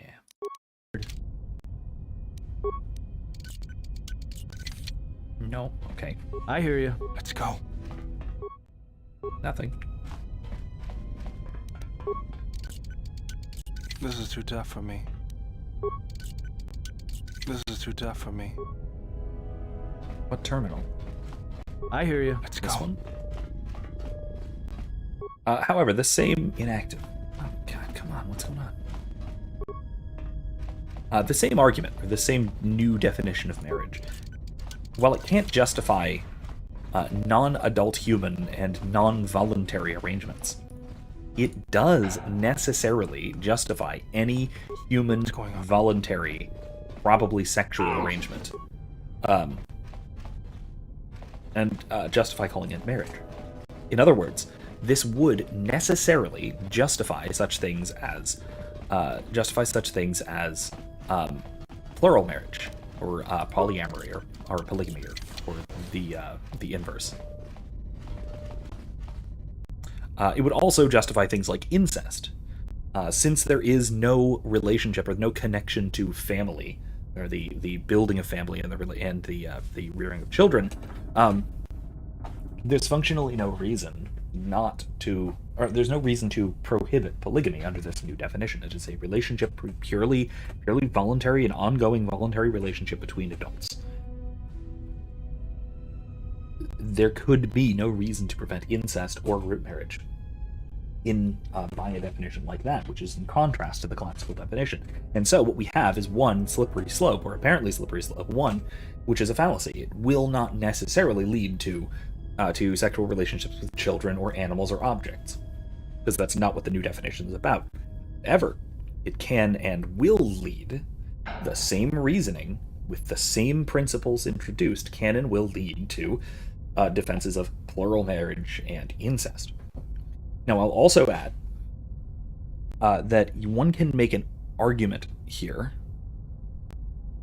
although this one's more contentious, that the idea of gay marriage, this change in the definition, by eliminating the necessity for the necessity in the illicit sexual relationship between the spouses, between men and women for the purpose of procreation and the rearing of children. By taking that aspect away from it, what we open the door for is a confusion of men and women, or a conflation of men and women, which is where we get gender ideology as well. That all of these share the same conceptual roots. Now, that connection's a little bit more tenuous. You could perhaps argue that that what we're talking about isn't necessarily a sexual relationship. You're opening marriage up beyond that. And so, fine. If that is the case, if you're removing sexuality from the definition at all, if it is just a consensual relationship between adults of a certain sort, okay, go to town. Then it opens it up to almost anything, but it doesn't damage the specific relationship between the sexes. It just eliminates the idea of marriage entirely. Okay, but those are different things, right? Those are slightly different arguments, and depending on which one you use, depends on what other things it'll justify. Because you can make an argument that this new definition of marriage will ultimately justify gender confusion. So that's another really spicy point that I plan to bring up tomorrow as a really challenging but interesting logical conclusion to consider. This droid has been damaged and does not appear to be functional. Let's try and repair it. Let's have it follow me. Cool. We have an HK. It's not our good old HK. Hello? Wait, what just happened? It just blew up. Let's try to go down there. Okay. Good to know. Now, if I'm not mistaken, that is the HK... That's the HK-50 factory, if I recall. And we will wind up going back there at some point, because we are using the restored content mod. Because that was cut. The HK factory over there was cut. Just say the word. Just due to time constraints in the development cycle of the game. I hear you. What's going on? And so, oh hey, the turrets are off. Forgot the turrets are off. That's very nice to have the turrets off. What's going on? But because that was cut, at this stage in the game, there is nothing about it. There's no hints or anything. And that part didn't get restored. I hear you. What's going on? Deactivated. Okay, that's fine. Then the reactor on... What was the other thing? Oh, right. Unclear and shifting conclusions. Shifting conclusions, ambiguity, that kind of thing. Oh, no. Big old dangerous mech unit. That thing's gonna wake up any second now, isn't it? Why is this on? I thought I turned these off. Let me handle this.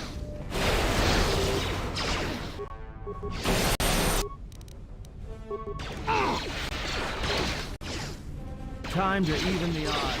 You asked for it. More where that came from.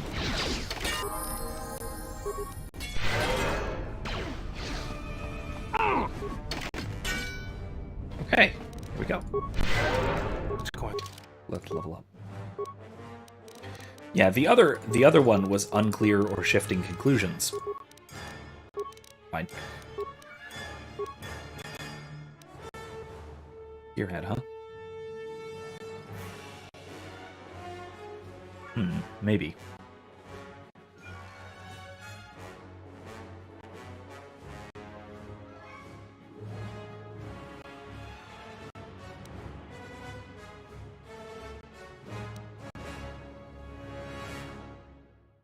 Recommended? Recommends dueling. No. Nah, let's go Master Gearhead. Let's go for it. Let's over-specialize him, shall we?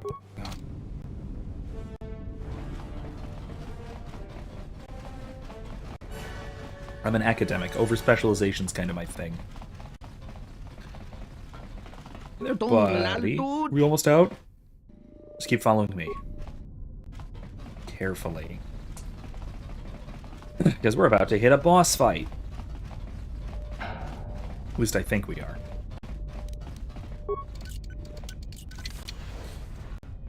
Awesome. Bunch of stuff.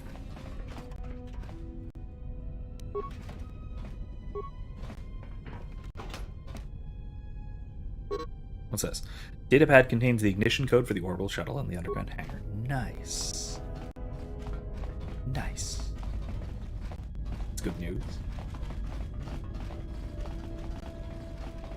Alright, so yeah, the other point is unclear shifting conclusions, basically ambiguity or equivocation. And a couple of my go-to examples for that are already kind of spicy. I can make it worse though. Quick save.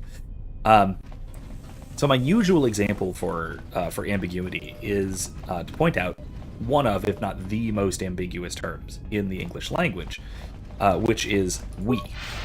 It's the first person plural pronoun, because we can mean almost anything. It can mean you and I. It could mean all of us in this chat. It could mean everyone on the internet. It could mean some of us here in this chat. It could mean some of us on the internet. It could mean we YouTubers. It could be we, the community of simply a university. It could mean anything. It could just mean you. Actually, kind of often, we means you. Just you, as opposed to me. Not including me. That's actually quite common. For example, my great example of this would be, oh god, this one. Ah, we got it. Yes. My go-to example for when we just means you is suppose your dog pees on the carpet.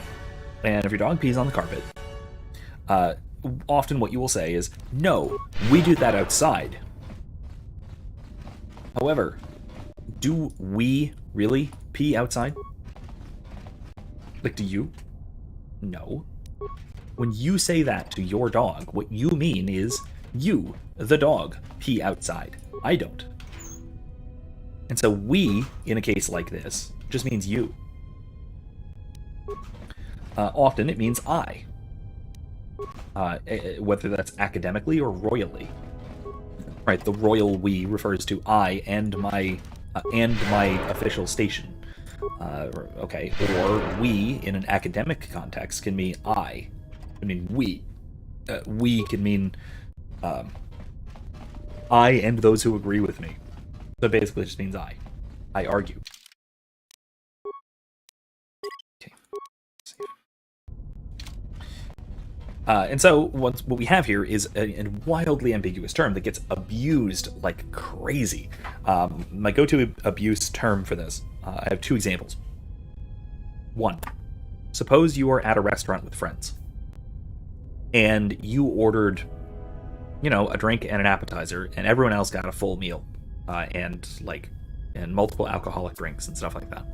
And you go to the bathroom, and you come back, and everybody says, we all agreed that we're going to split the bill. While you were gone, we all agreed that we're going to split the bill. Now, we means two radically different things there.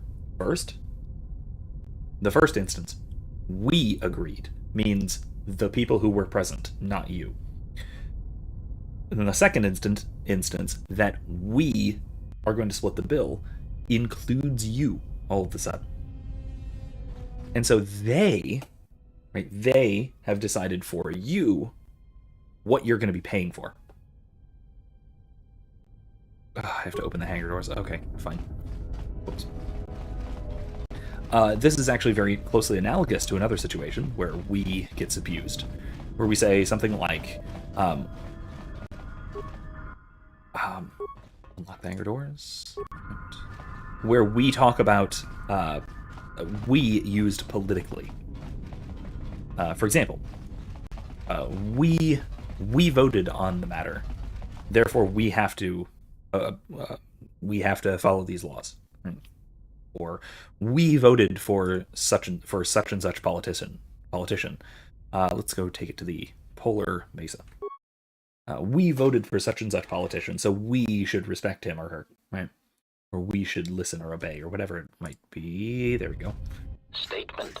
We have arrived too late. The target has evaded us. We must pursue it.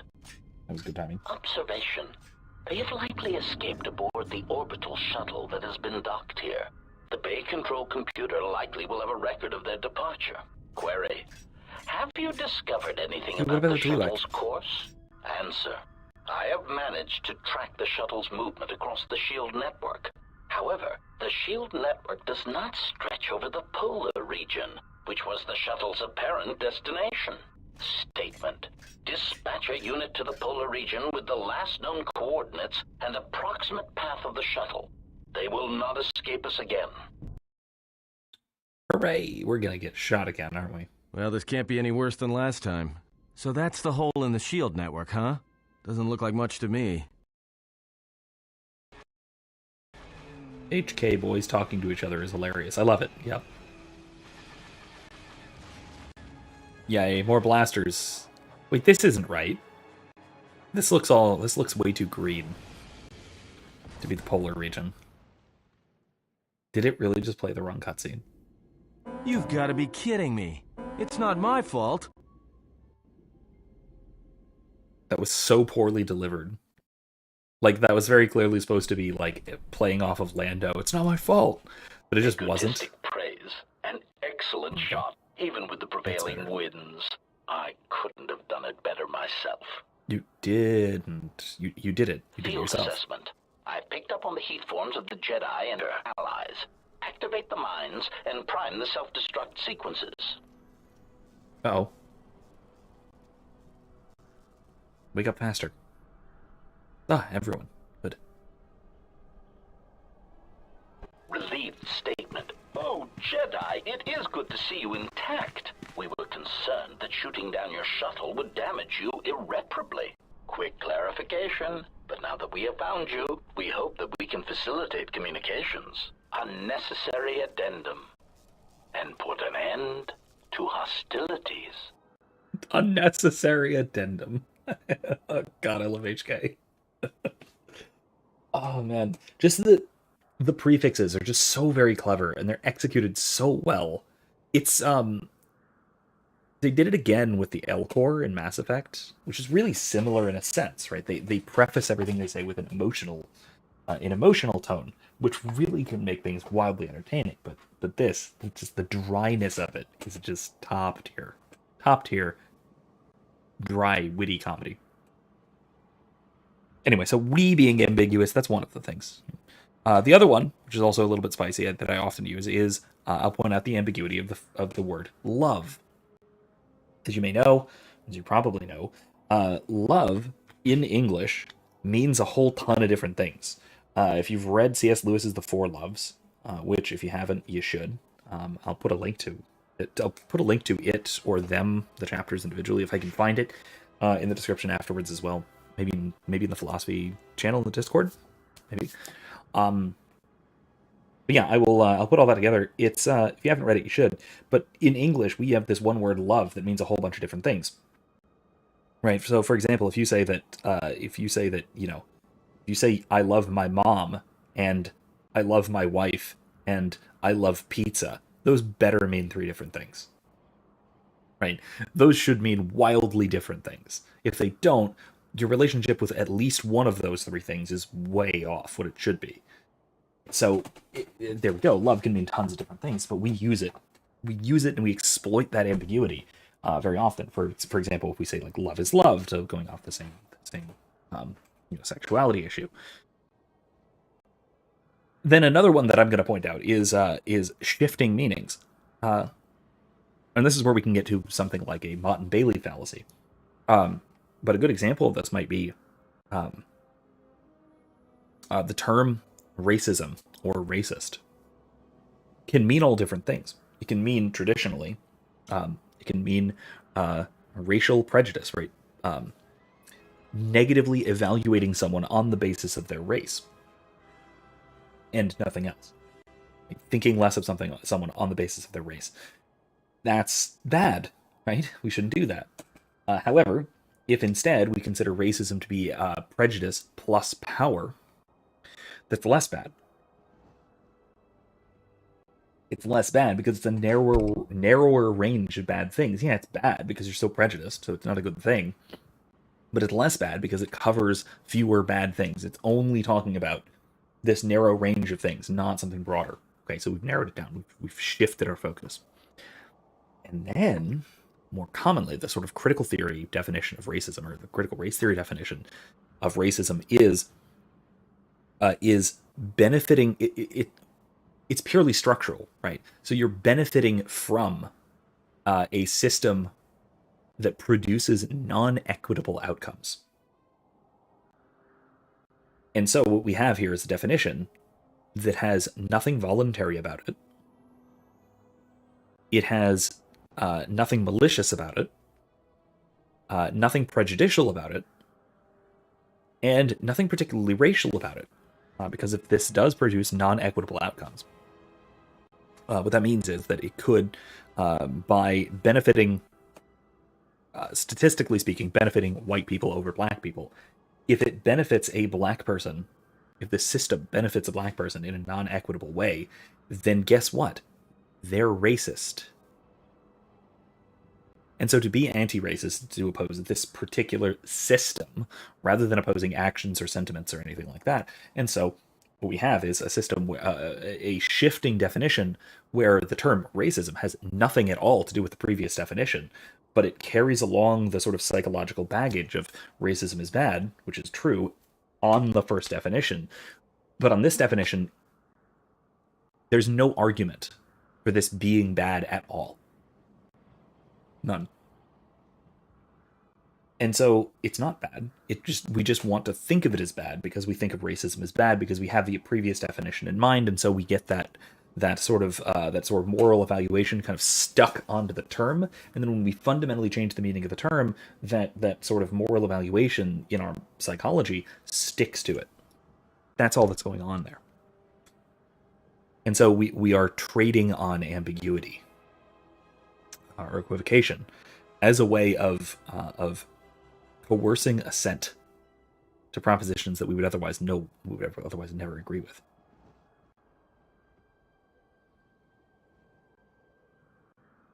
All right. Any reason why you shot down my vessel, HKs? Unnecessary clarification. We merely wish to cripple your vessel. Once we tracked your coordinates, we were able to deploy several droids in this location. Yeah, I can tell. Query. We are, however, curious as to why you chose to come to the remnants of the polar Telos irrigation system. There is nothing here that our instruments can detect. Eager threat. But we are looking forward to extracting your motives for coming here when we place you in torture restraints. Great. Phoenix says, you just perfectly explained my viewpoint of the definition of racism. They want to change the definition to get power, but they want to keep the history behind the word. They do this with everything. It's a really common tactic. It's not just racism. You find this with almost every term used by critical theorists, because they're explicitly postmodernist and they don't use arguments to come to true conclusions. They use arguments to achieve power, and they're very explicit about this. If you read Derrida, less so Derrida. If you read Foucault, he's very explicit about this. That argumentation is not about truth seeking, because you can't do that. He's a skeptic. argumentation is about the achievement of power. And so whatever rules you play by that allow you to achieve power, you should do that. And if that includes, especially if that includes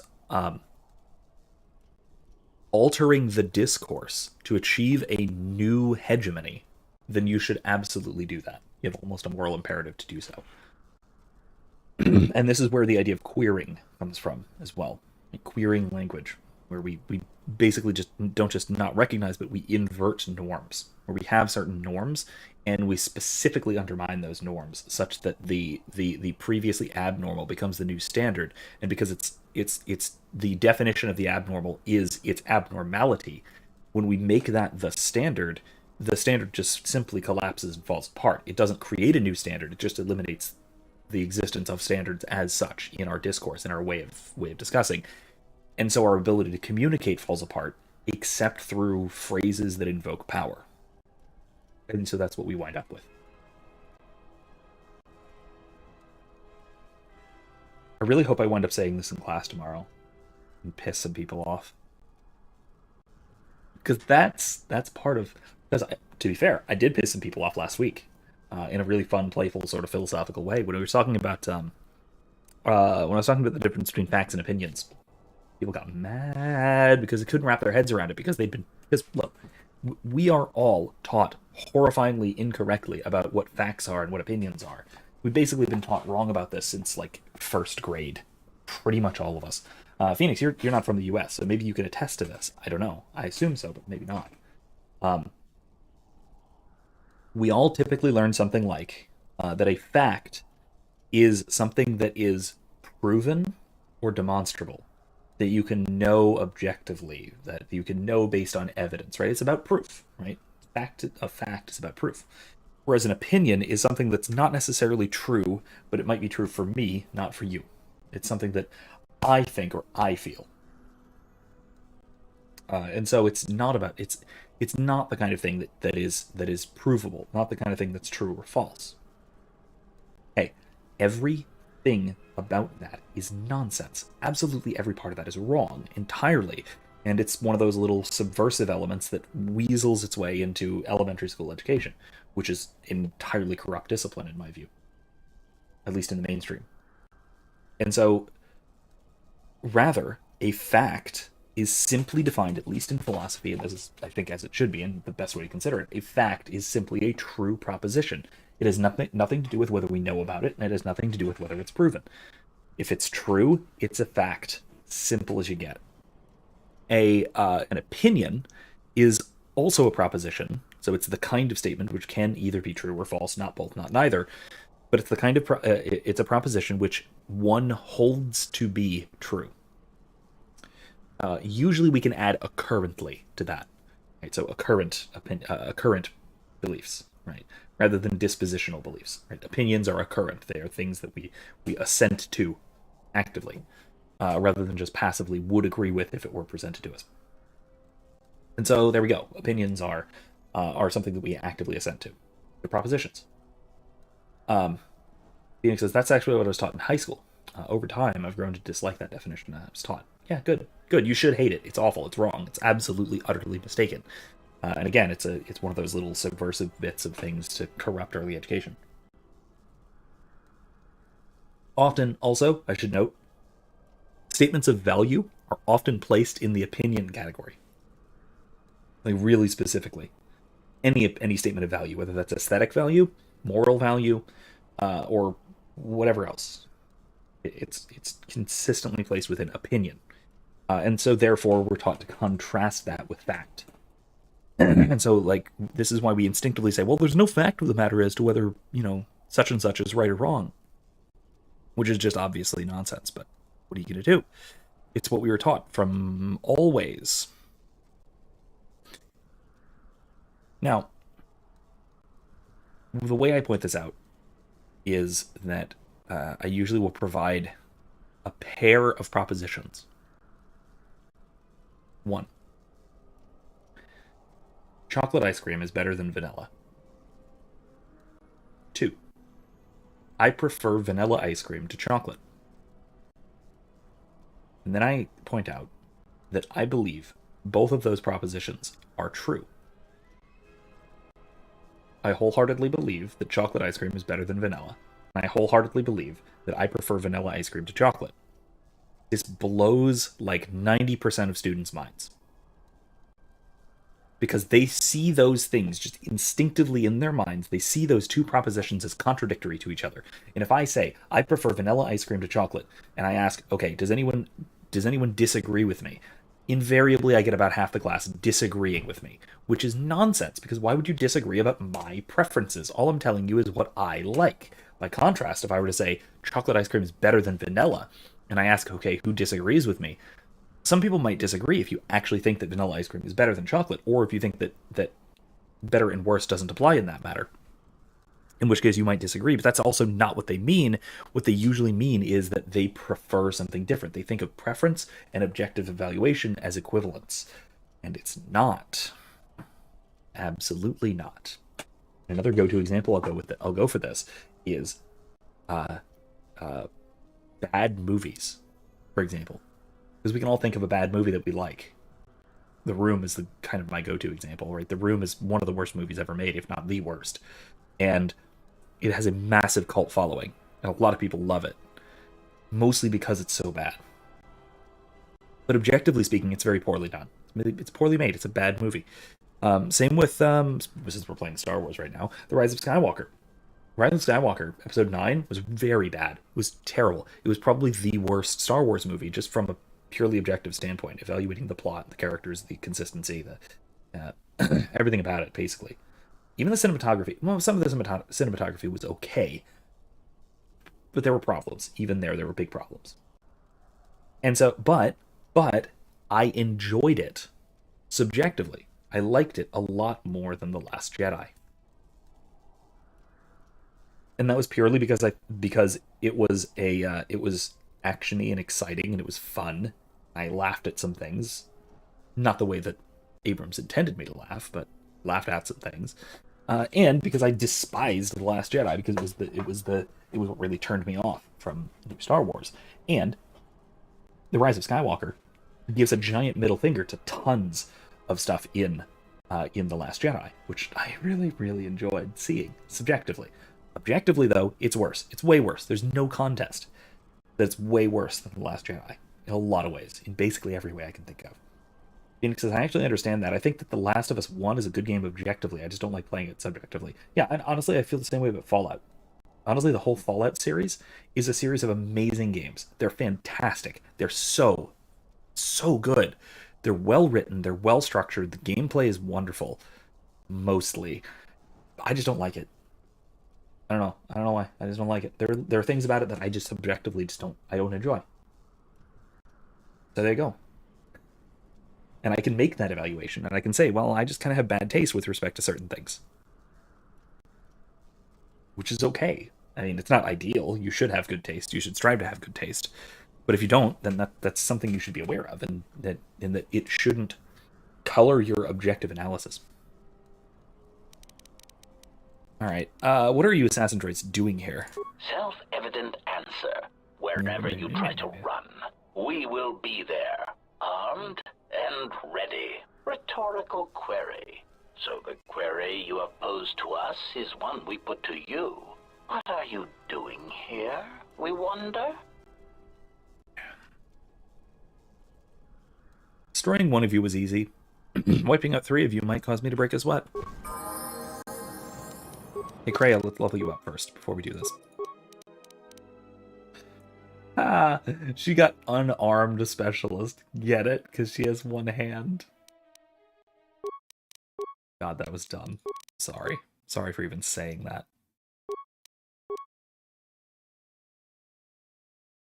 Alright, with disabled droid.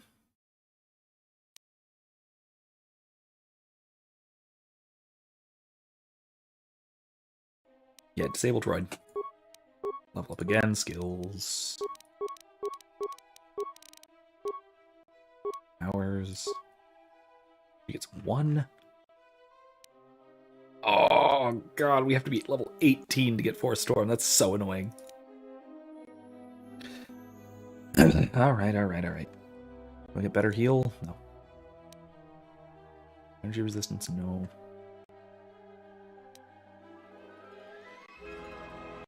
No, let's go with Whirlwind. Whirlwind's always good.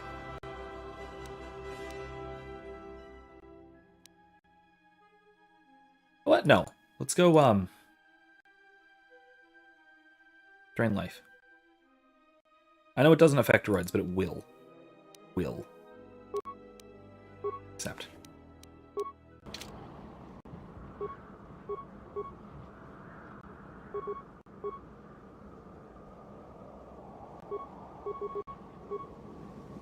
Yes. Oh, those were bombs. That was my bad. Everyone down!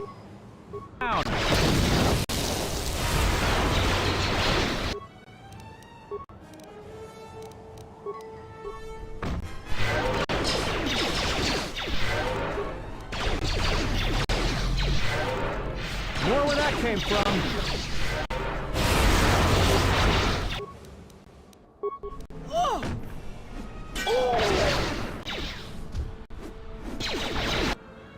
Oh, Cray is down. Systems failing, Master. Let's settle this. Everyone down!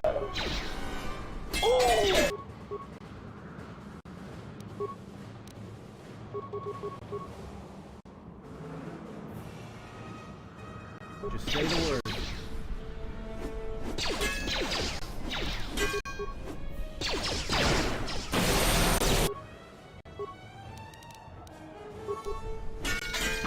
Systems failing, Master.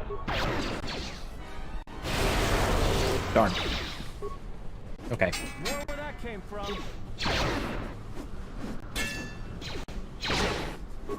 More where that came from. Phoenix says, I don't like it when people blur the line between subjective and objective. I put a lot of things onto this, into the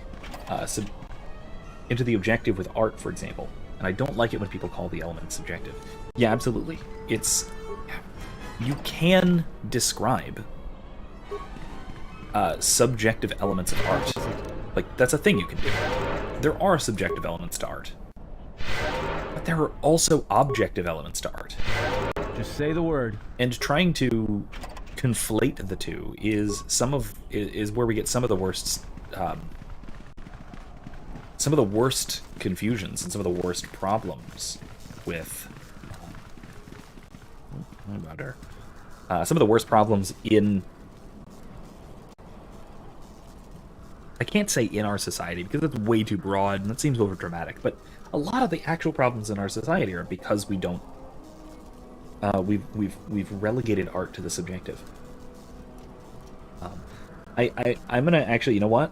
I'm just gonna put like three different things in both in the description and in the art channel in Discord after the fact. One is Sir Roger Scruton's documentary, wonderful documentary from almost 20 years ago at this point, I think, called Why Beauty Matters, which is an explanation of the objectivity of art and why it matters that we take art seriously and when we take beauty seriously. And it's so well done. If you have not seen it, I cannot recommend it highly enough. If you're even the least bit interested in aesthetics, Sir Roger Scruton is your guy. He died recently, relatively recently, 2018 or 19. And until the end of his life, he was doing excellent work on the subject. The other ones I'll recommend are from another couple of YouTubers. One you've heard of, and one you may not have.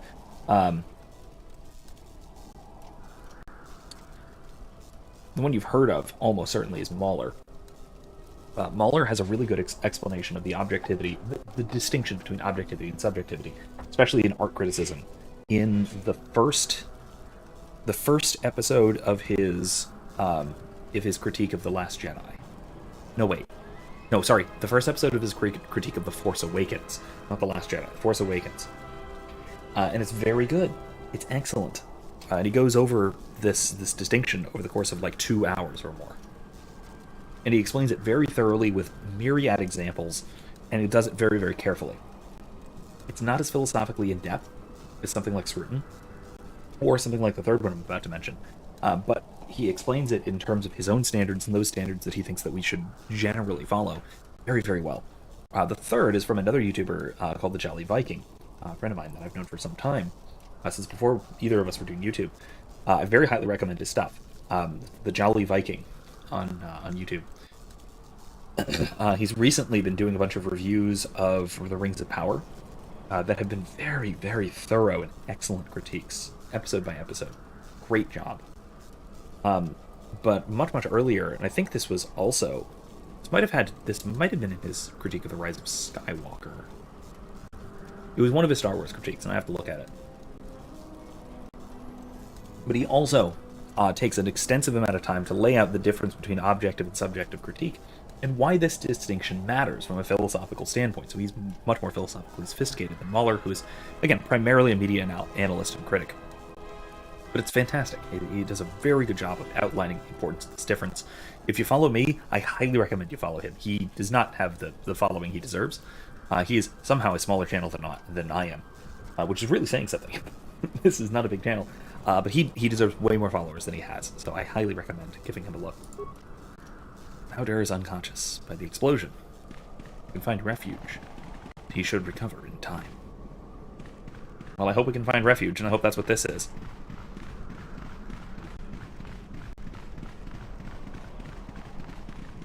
Let's see.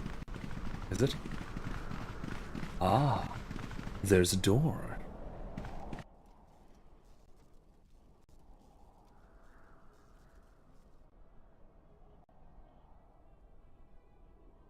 What? How'd they get past us? What is this? What is this?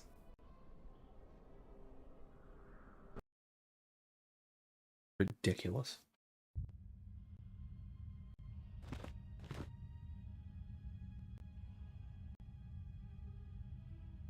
Lay down your weapons, and you shall not be harmed.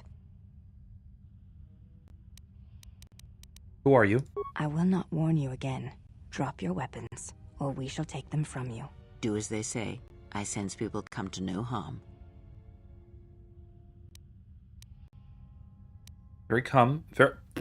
Very well. I did not come here to do battle.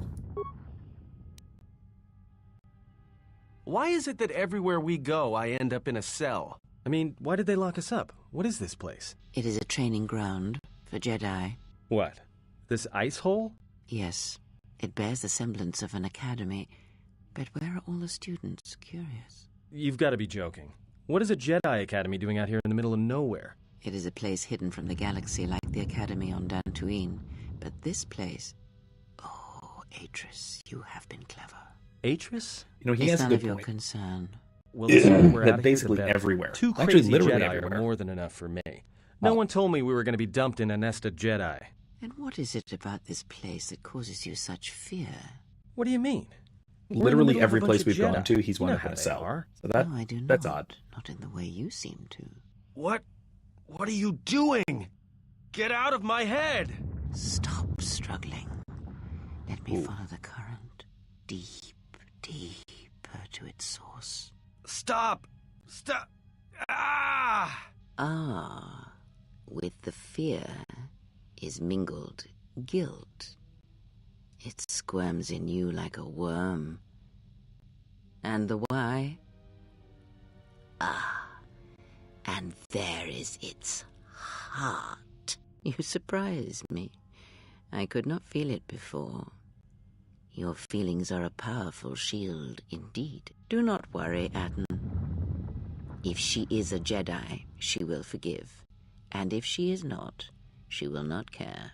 You can't tell her. Please. I'm asking you.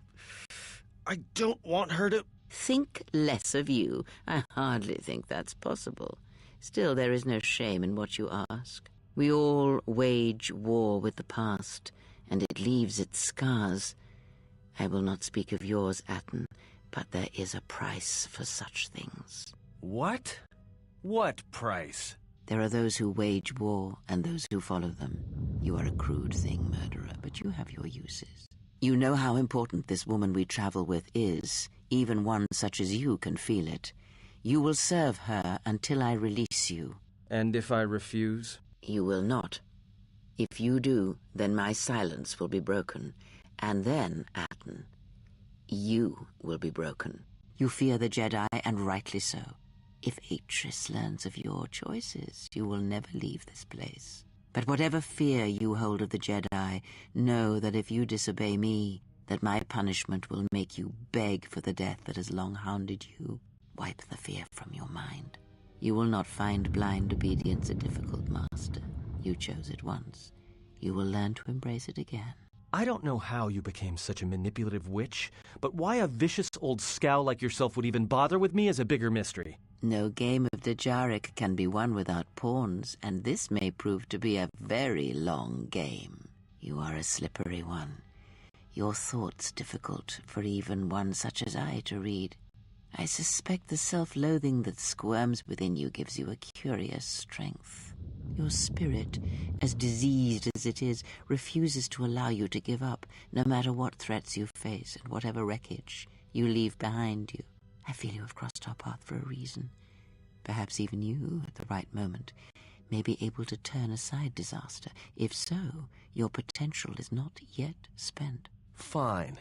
I'll be your pawn. But I still think you've got the wrong man. Perhaps.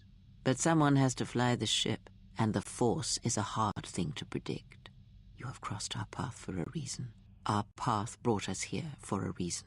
And now I know why. The past is here, and it must be met before the future can be set in motion. More Jedi speak. Care to explain? No. I've wasted enough time with you. Sleep, murderer, and be silent. I need no distractions. A critical moment approaches.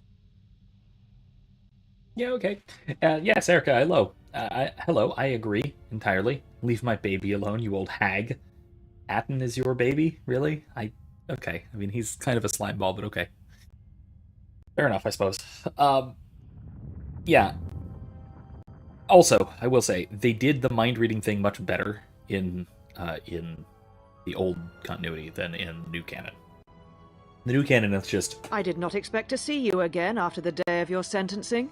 I thought you had taken the pull exile's path, wandering the galaxy. Pull a Yet you direct have memory out of returned. somebody's mind. Why? That's silly. This is way better because it's entirely empathic. It's entirely about sensing his emotions and sort of riding that current back to its source, which is... It's far more interesting than just like, I'm going to pull the visual impression of a map that you saw once from your mind. And I'm going to pull the specific destination of a cargo ship that you sent Obi-Wan Kenobi on from your mind. Like, come on. We're not, like, our minds are not droids. There's a substantial difference there. Memory doesn't work like that. This is far better. This is far better. And it's a way to achieve roughly the same result, too. You still manage to do the whole mind-reading thing, and also to make Kreia look abjectly evil and untrustworthy and intrusive and all that, but without the whole, like, I'm going to read directly your specific memories and repeat them back to you. Aww. Actually, I don't know. Kylo Ren didn't go, nah. He went more like, ugh. But you get the idea. Excuse me, I just read that. How to explain? Old hag. No. And put him to sleep. God, she's awful. God, I hate her so much. Again, not because she's a poorly written character, but because she's very obviously and abjectly evil, and I don't understand people who sympathize with her or her perspective. They are utterly wrong. So, Phoenix, going back a little bit, said, I'd like to call myself an objectivist, but that title was already taken, and I'm not a cringe atheist. Yeah, Ayn Rand kind of took the name objectivist, even though her philosophy has nothing to do with philosophical objectivism in the sort of previous sense. So I guess she was just trying to co-opt the name, similarly to the sort of postmodern moves that we were talking about previously. But man, no, that's irritating. It's unfortunate. And yeah, I don't actually agree with Ayn Rand's objectivism about a lot of stuff. Very, very little, in fact. I am, broadly speaking, libertarian, even anarchist. There's a lot I agree with Michael Malice about, for example, but his admiration of Ayn Rand, and for that matter, his admiration of Alexander Hamilton, both of those I disagree with strongly. So, actually, that's oddly related to Kreia because she's awfully Randian in her outlook.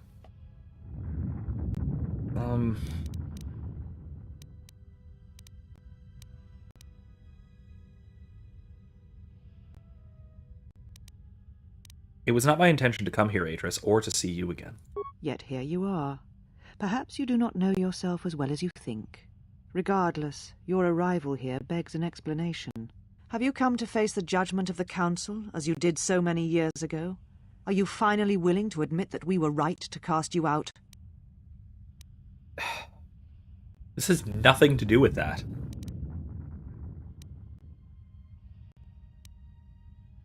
So, this is where you can do a lot of shaping her past and her outlook. So, I'm leaning towards the Force brought me here. Just still basically being a Jedi, but outside the Order. And then you can ask, basically just asking again. And then there's accusing them of being afraid of her. Then there's accusing them of leading to the Jedi Civil War. Justifying her actions in going to war. Admitting they were right. Admitting fault in particular. I'm not here to debate the Council's decision, which is basically the same as the Force brought me here, but less mystically. I'm here for revenge, or you can just try and kill her. Alright, no, the Force brought me here. Let's go with that. You presume much. Yes. The Force does not guide your movements, not anymore. Its connection was lost when you fell. Perhaps you feel that the Force also led you to the Mandalorian Wars as well, but in truth it only led to your exile.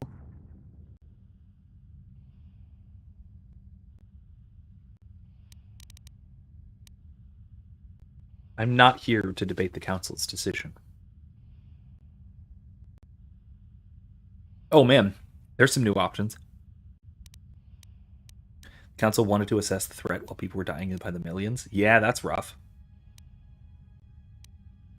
Better to go to war than rule by cowardice. Yeah, okay, fair, but touchy. I follow Revan over the Jedi any day. That's maybe true these days because Revan came back and became a Jedi again, but still sketchy because he wasn't a Jedi for a while. No, I'm not here to debate the Council's decision. Indeed. Very well. Your exile has given you some wisdom, at least.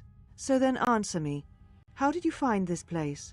And why have you returned after all this time? I didn't even know you were here. Tell me what you've done with my friends first. Your concern is noted. Your friends have not been harmed. They have been detained for their safety. I find it unusual that you are traveling with others again. I had thought you had forsaken the company of others after the war. Or is that why you are here? So Phoenix asks, how savage do you want to be to the Council?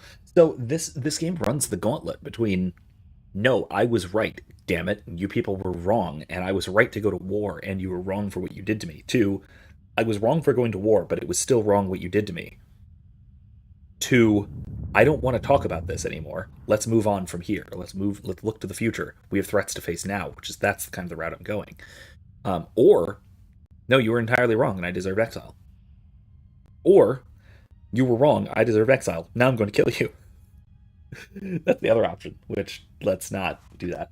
But no, I think that Mitra here, at least in this context, should be wanting to look forward.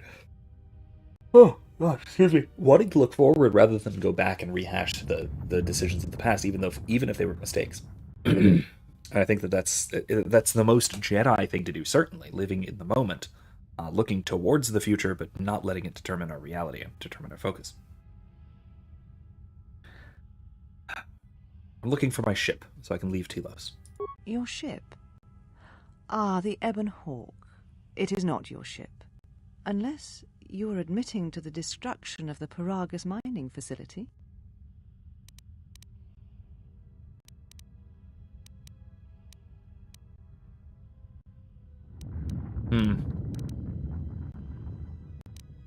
Look, do you have my ship or not? The Ebon Hawk is here, safe. Its records and navicomputer are being dissected to determine what caused the destruction of the Paragus facility. Why is this your business?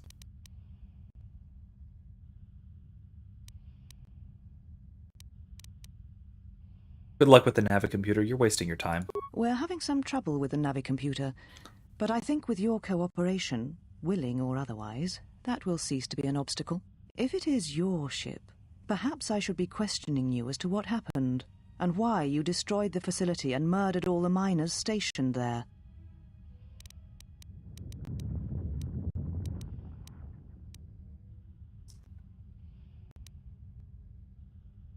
The Ebon Hawk isn't yours, Atris. Return it. Again, focus on moving forward, not on the past. Which is, again, worth noting, wildly against the philosophical presuppositions of this game. So much of the story of this game is trying to focus on the past. And I want to see, I want to see how the game treats the player character if you're trying to avoid doing that, if you're trying to go against that current. I'm curious about this. The Ebon Hawk isn't yours, Atris. Return it. Again, you insist it is your ship, but it has had many owners, which I'm sure you are aware. You have no claim over it. Even if you did, the destruction you have already caused demands that you be tried and punished for what you have done.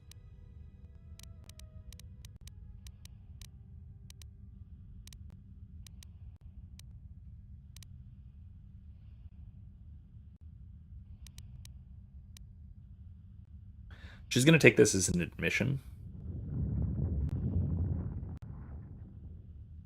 That would be an admission.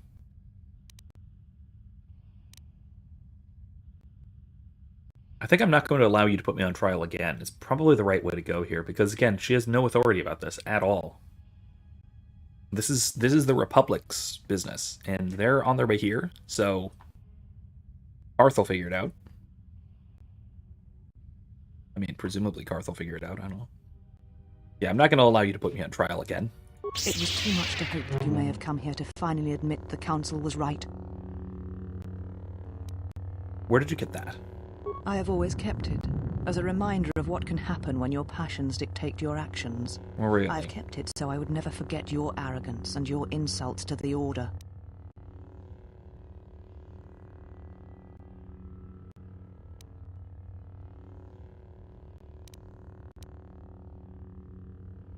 Yeah, so she's weirdly obsessed with me. That's cool. She kept my lightsaber as a creepy souvenir. Let's give you my ship, and I'll depart. Take your ship, then. I don't care where you go, just leave this place. Leave Telos. We shall remove her, mistress. Come with us.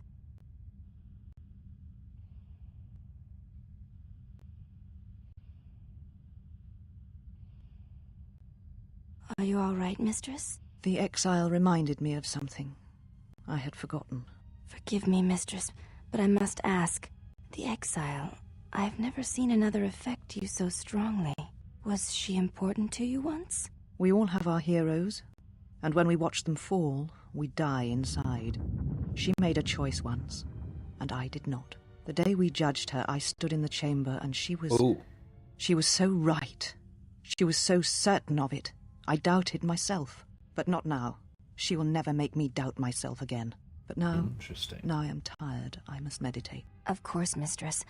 I will tell the others you are not to be disturbed. And please, do not exhaust yourself. We can attend to matters here. Somebody look up for me really quick. What are the recruitment conditions for the Handmaiden? Last time I played this game, I forgot to or just did not recruit her.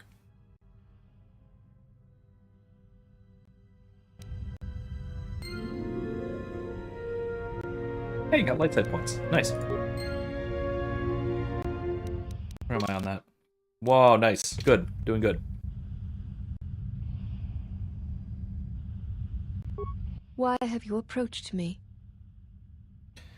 I'm searching for my friends. You will find them in the main irrigation channel room, in the northern part of the plateau interior. The particle emitters there that once governed the flow of water to Telos can double as force cages. Whoa, her hand is messed up. So they are prisoners. They were caged for their safety, until we could determine your intent, Exile. Atris cautioned us against your tactics, fearing that your allies would create a distraction. Your companions gave us little trouble, however. The male could have presented some challenge if he had resisted, but he chose not to. Interesting. Okay. Oh yeah, Phoenix, don't worry about it if you can't. Then it's fine.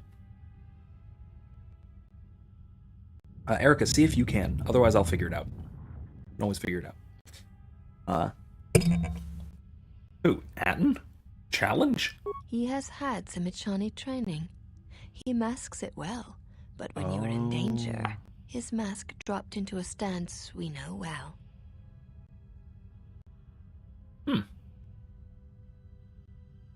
So I won't get her if you play as a female. That's why. Okay. Right, because you get Disciple instead, right? On Dantooine.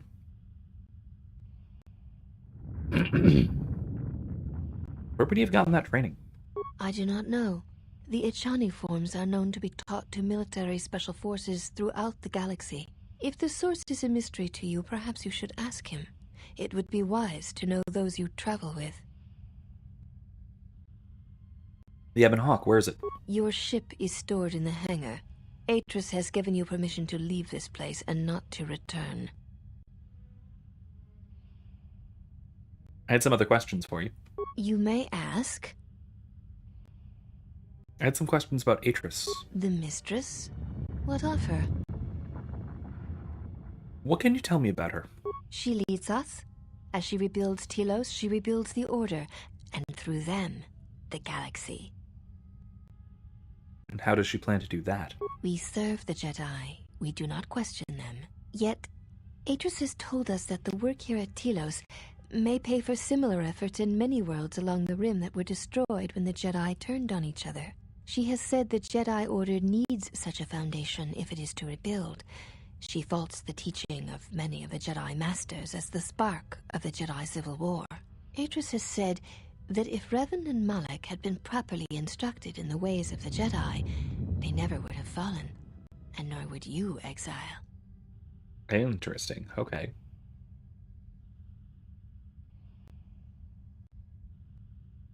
No maidens for me. Yeah, apparently not. I kind of like her. She's interesting.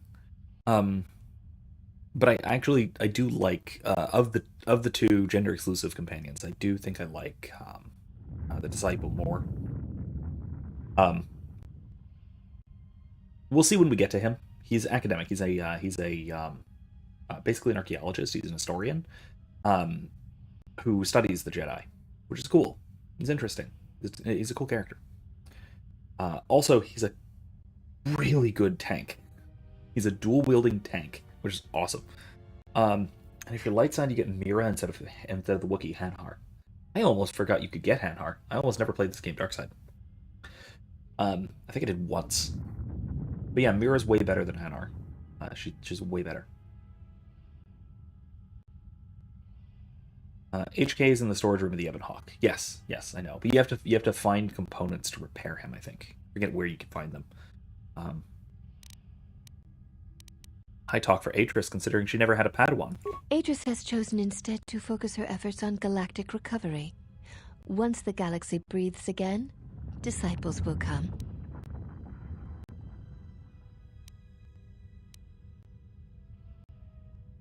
She'll need help if she tries. She knows nothing about training Jedi.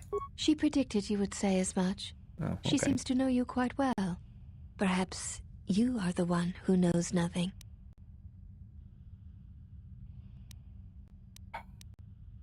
Okay. Whatever. I have some other questions for you. You may ask. What do you do here? We serve the Jedi, and we watch. Wreckage after the HK attack inside Paragas. Got that one. Buy parts from Kodin on Nar Shaddaa. Didn't get that yet. Wreckage after the AK attack on T3 inside of Voga's warehouse. That's also on Nar Shaddaa. Okay. Buy parts from 1B8D in the Western Square on Onderon. Oh my god, that's going to take a long time to get to that. Fifth but unnecessary part can be found by siding with the female trader Greta in Arshada. Unnecessary part, really. Interesting. Okay. I almost always do Onderon last. Damn it. Once you complete all missions on Dantooine and Onderon, return to Greta and will offer improved items at a lower price. One of these items is a behavior modification part that can be installed in HK. Interesting. Serve what Jedi? There's not many here. Atris is the only Jedi here, this is true. But the Mistress will bring others in time. Yeah, okay, so serve her in particular. Yeah, that sounds... Yeah, that's really sketchy. You know how sketchy that is, right? That's, like, really suspicious.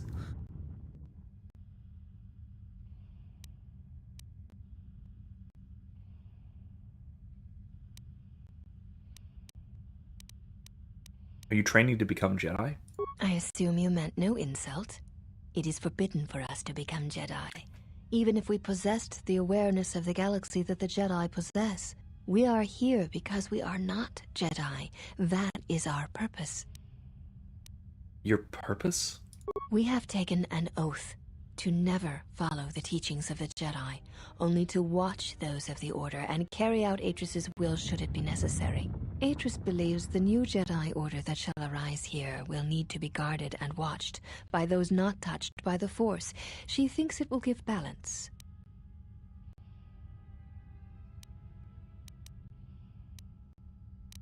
She's the one who needs balance. Spoken like one who has fallen. If we had been there, you may never have fallen at all. The Jedi have long since lacked anyone to judge their actions and provide support should their power corrupt them. We are this strength. The Jedi Civil War proved that the Jedi are in need of such guidance. It is our duty to watch for aggression, rage, passion, and end it before it takes root. So that sounds very Templar and Mage kind of relationship, which is interesting, but also kind of misses the point of the Jedi discipline. Right, the whole point of Jedi of the Jedi Code is to become self-disciplined to the point where oversight becomes wildly unnecessary, and almost to the point where I don't know, it almost becomes redundant, like almost comically redundant. The idea of oversight over Jedi is, yes, they're powerful in the Force and all that, but at the same time, like, their entire order is about them being paragons of virtue. So it should be wildly unnecessary, and they should provide for themselves this kind of oversight. Maybe we should say for each other, because the teachings of the Jedi are specifically geared towards avoiding the dark side. So again, this sort of outside influence thing seems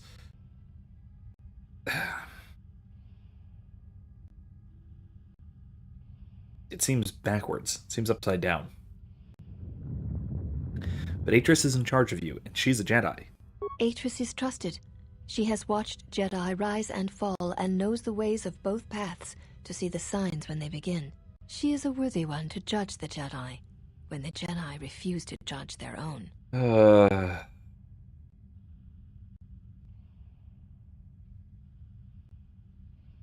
What a nice corrupt little circle you've made here.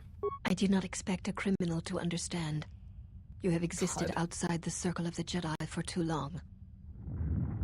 And so is Atris. I mean, there aren't any Jedi here now, are they?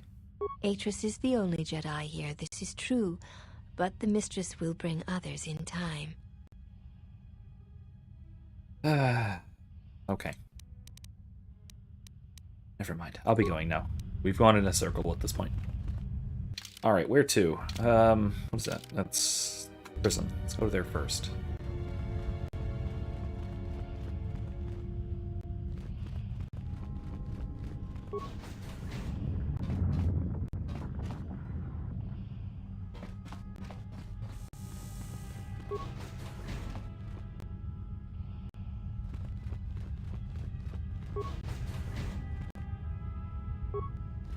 to take all your stuff real quick.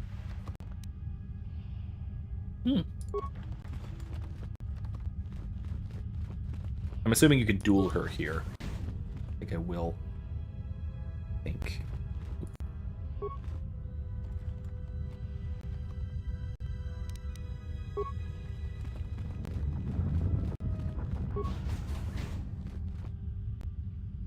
It's convenient that they took away all my weapons only to allow me to wander around freely, looting theirs.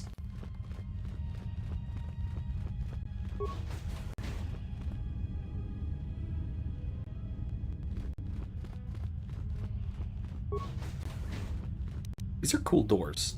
They're way too complicated to be necessary, but they're really cool.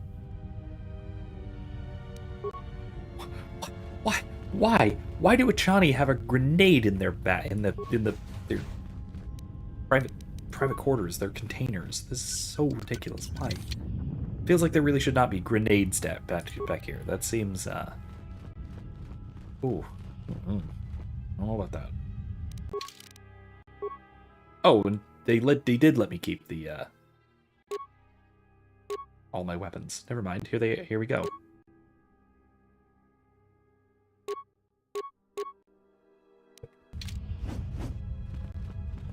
You are the exile, the one Atris warned us about.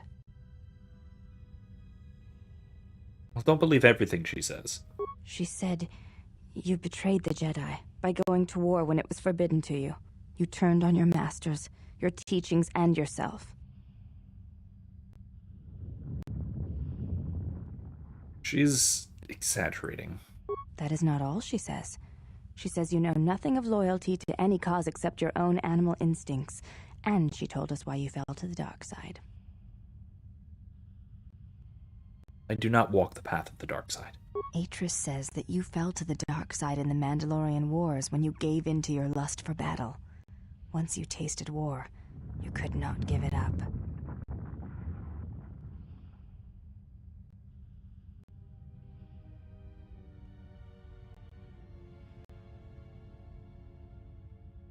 That doesn't explain why I stopped fighting after the Mandalorian Wars. Atris says when the Dark Lord Revan returned to the Republic, you did not march with him because you had fallen so far you could no longer feel the Force.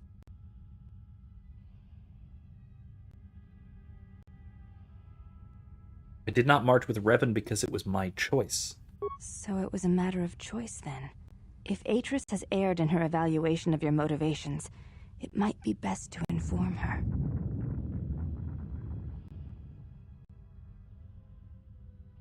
Did Atris say anything else? I believe that is the extent of her expressed feelings toward you. There are variations at times, but all rise from the same foundation. Expressed feelings? Yes. It is difficult sometimes for others to truly speak their heart or listen to it. The words often prove difficult, or they do not come at all. Phoenix says, if I'm so selfish, then why do I have all these light size points? Checkmate plus L plus cope plus seethe plus I betrayed nobody. Plus light side point to dark side point ratio. I'll add that bit myself. What do you think Atris's heart says? Without having seen you and Atris fight, I cannot say. Battle is a pure form of expression. It is heart and discipline, reduced to movement and motion.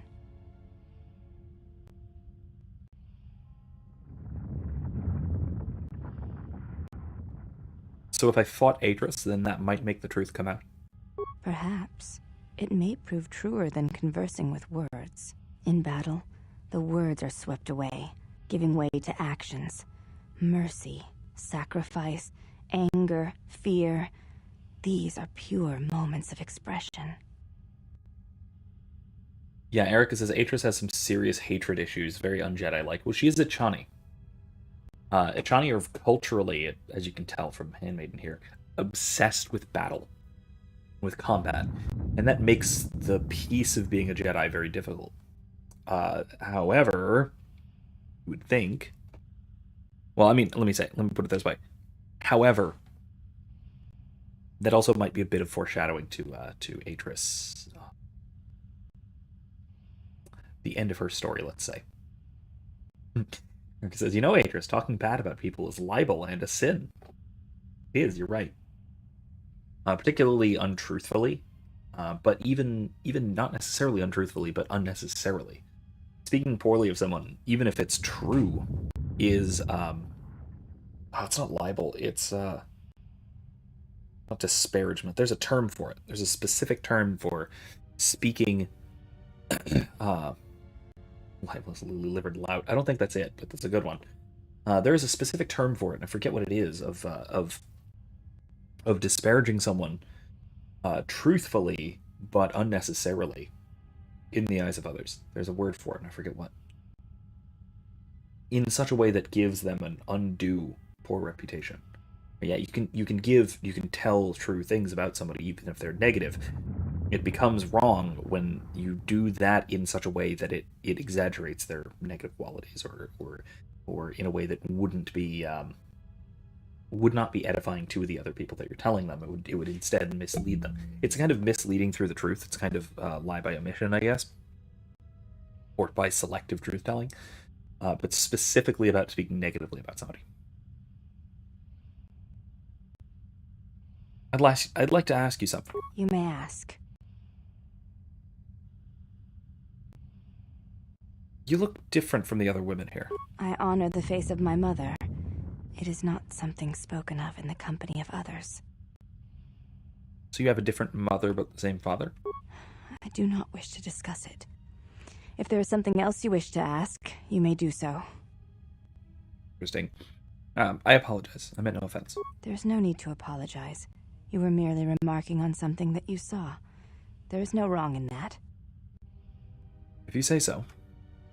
Let me ask you something else. You may ask. No, I'm not going to say that. Never mind, I'll be going. Before you go, Exile. Detraction, yes, Question thank you. for you. Detraction. If I may ask it. You have touched the Force. What does it feel like? It's a difficult thing to describe. Please, I wish to know. Oh, God, that was desperate.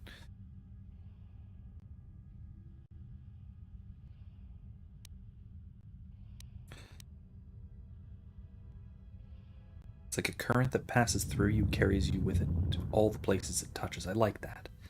The warmth of the sun without the glare, you can feel its light and heat, but there's no harshness to it. I like that one too.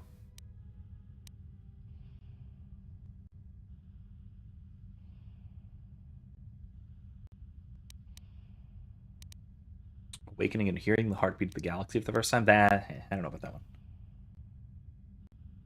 one.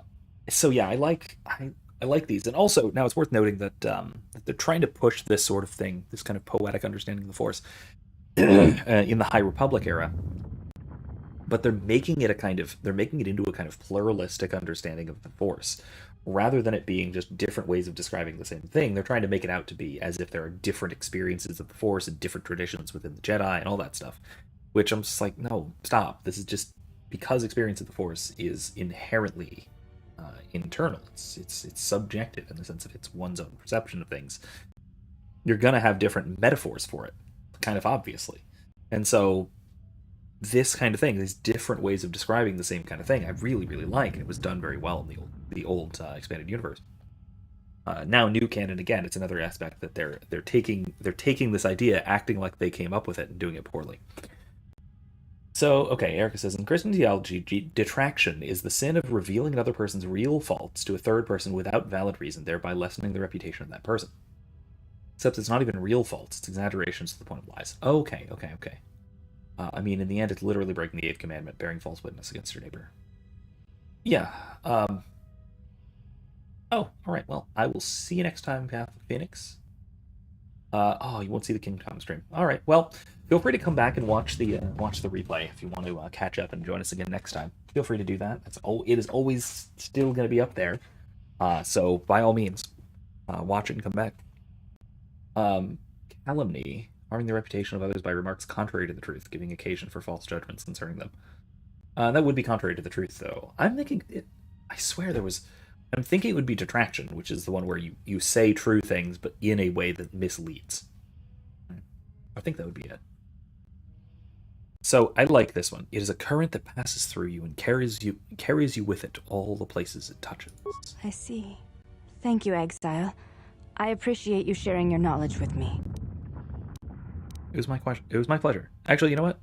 If you have any further questions in the future, seek me out and ask them.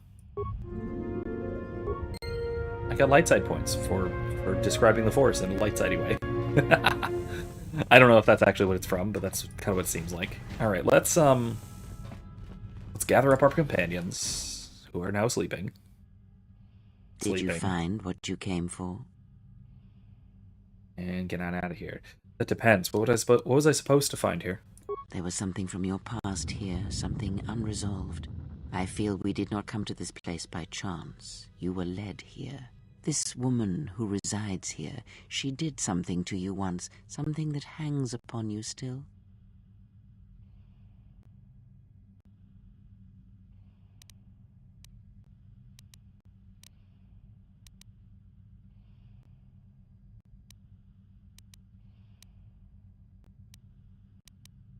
Okay, first of all, you know precisely who she is. Very precisely who she is. So don't even start with me.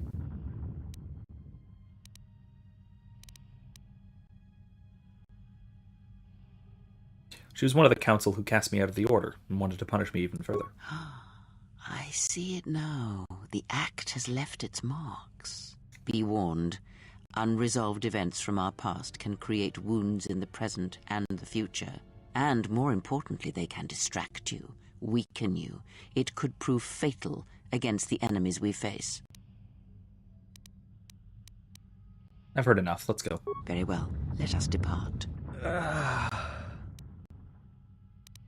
Is that okay? He looks out cold. He's only sleeping. It seems the journey here has fatigued him. All right, then. Let me free you. I am sorry, General. I must have lost consciousness in the crash.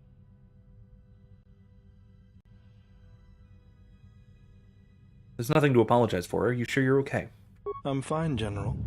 Even power has been restored to my arm. What is this place? Where are we?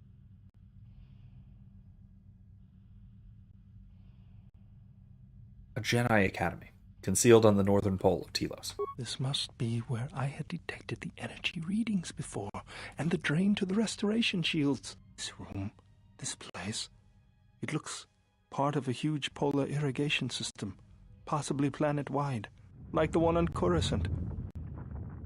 I had been told by the Republic that it was not in use.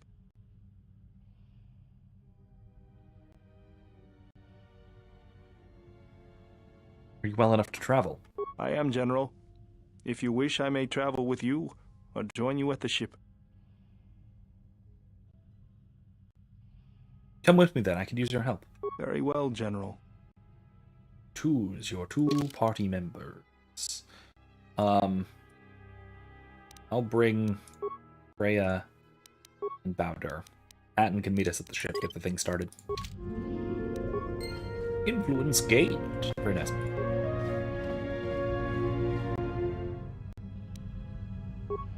Oh, right. Let's equip her with,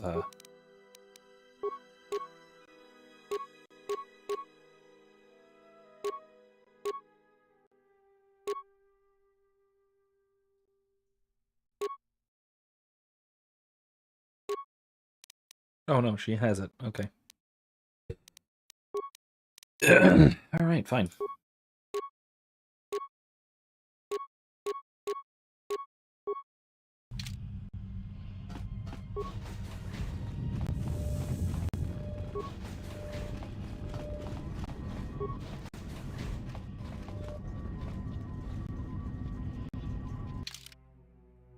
Yeah, that's the hangar. There's the entrance chamber.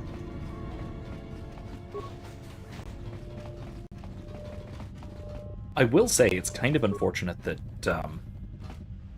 the canon, I will note, the canon female exile gets gets a party member so much later than the male exile, because you get Handmaiden like right now. It comes with you. You contrast this to getting the Disciple. When you get Disciple, it's not until Dantooine, which is usually my second to last planet. Is this your droid? My It looks droid. badly damaged. Dissect it. Your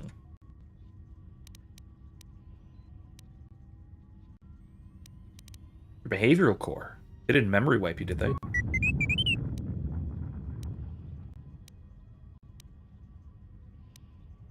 Look, I'm just glad I found you. I mean, gossip, kind of. Last, the previous discussion, yeah. Beepity beeping.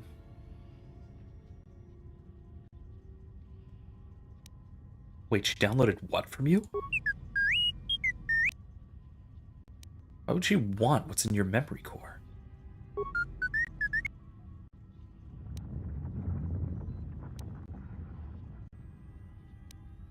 Let's get you back to the ship. Then we can talk more. Yeah, Disciple is usually last. No, you can go to Dantooine first. I'm not going to do that. Because I want to go to Nar Shaddaa first, so I can get my lightsaber. Because you get everything you need for your lightsaber on Nar Shaddaa, so you can actually finish the damn place. I think you can actually get your lightsaber before that unskippable nonsense mission where you're like kidnapped and you have to go through this massively long process of using each of your different party members individually, and oh god, that whole thing is a nightmare. That'll take a whole stream and then some. I'm going to avoid that as long as possible. That's where you get Goto. So I'm going to avoid that as long as possible. So keep that in mind. Alright, we'll see you at the Ebon Hawk.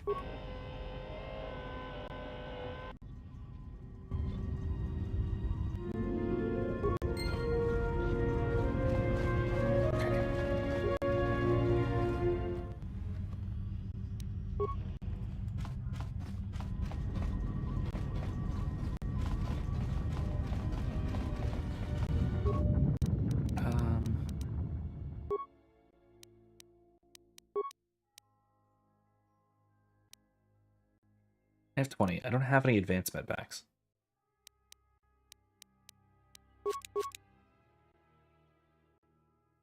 There we go. That'll be useful.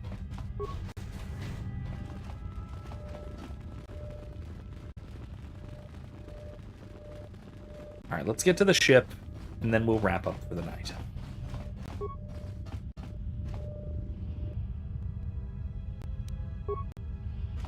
Another Fairlight package. I can probably deconstruct a lot of those. Or sell them. Alright. We'll be leaving Telos Polar Academy for good. Now, we do come back here once. Yeah, let's go. Let's get out of here. And this opens up the game. This is now to the point where we are basically... Well, now that we're off that Dajaric board board of a planet, I say we burn sky until we see lines. I love that phrase. That is it's a great turn of phrase. See, that's one of those things where it's hard to come up with idioms for an alien culture, and that's a good one because it's about hyperspace, right? And it almost rhymes. Unlike a lot of the crap that's been in like Rings of Power, like oh gosh, that's an ingredient for a thick gravy, or whatever that was from Disa. Trying to sound dwarven. I'm just like, no, that doesn't sound like anything. That just sounds stupid. Things like that, where no, it actually has to tie into something. So, alright, what's worth T3? You did what while you were connected? The link works both ways. So you downloaded H's archive. What is the machine saying? He says there was a hollow record of my trial in H's records. We seem to have found it. Oh, here we go. Burn sky till we see lines? Yeah, it's a good one.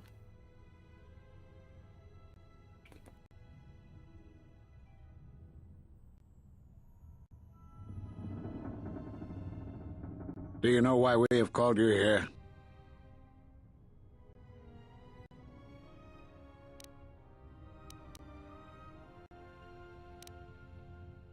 Whatever your reasons, speak them or let me go. As Revan summoned you, So have you come full circle to return to the Jedi? Why did you defy us? The Jedi are guardians of the peace, and have been for centuries. This call to war undermines all that we have worked for. Is Revan your master now? Or is it the horror you wrought at Malachor that has caused you to see the truth at last?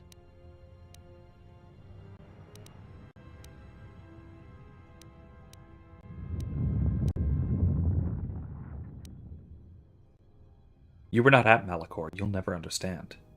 You refuse to hear us. You have shut us out, and so have shut yourself to the galaxy. We feel that your true understanding of what happened at Malachor 5 will only happen in time, and it cannot happen here, near the battlegrounds where you fought. You are exiled. Coruscant? And you are Jedi no longer. There is one last thing. Your lightsaber. Surrender it to us.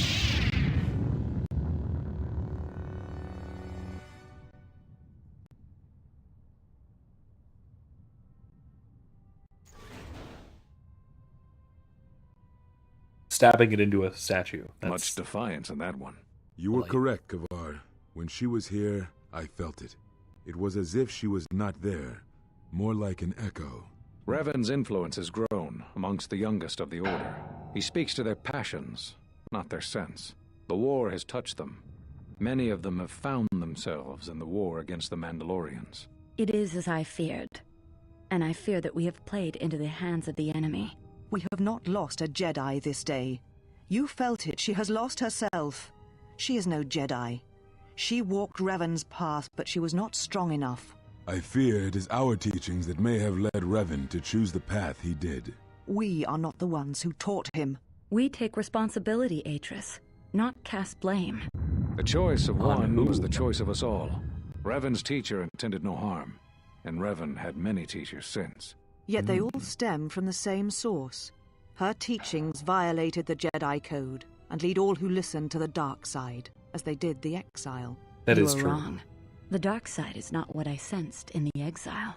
Surely the rest of you felt it as well. That emptiness we felt. She has changed. Whatever that wound was, it was of the dark side. We should not have let her depart. She will simply join Revan again, or perhaps worse. What would you have done with her, Atris? Be mindful of your feelings. This is not Revan who stood before you. This one walks a different path. No, although that may come in time. We let her go because we must. Where she travels, she carries her destination with her. Malachor 5 should have been her grave. You saw it in her walk, and in the Force. It was as if she was already dead. No, not death. Many battles remain for that one, if what we have seen is true. But the future is a shifting thing, and she cuts like a blade through it. We should have told her the truth. A Jedi deserved to know. No good would have come from it, even if what you believed was true. There's still the matter of Revan, and such truths could leave us vulnerable on two fronts. Perhaps in many years we will call her before us and explain what happened to her, and how she may be healed. Until then, she must accept her journey. But she may never discover the truth, and she will never know why we cast her out. And that is the future we must accept. That seems irresponsible. Also, Jedi sure like this their teacher is secrets, don't interesting. Revan's teacher. I wonder who that could have been. Perhaps we've known this person, and perhaps we already dislike this person a great deal. That's a possibility. Those last few moments after my trial, I had no idea.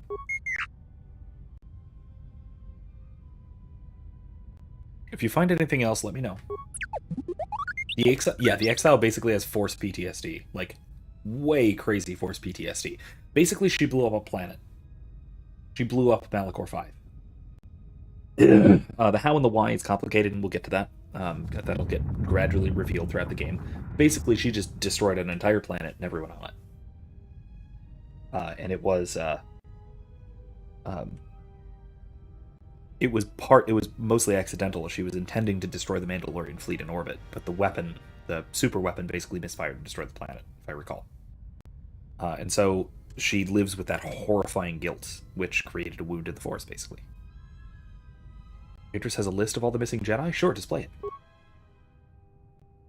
Rook, Dantooine. Oh, I missed one. Onderon. Oraban. Telos. Sweet.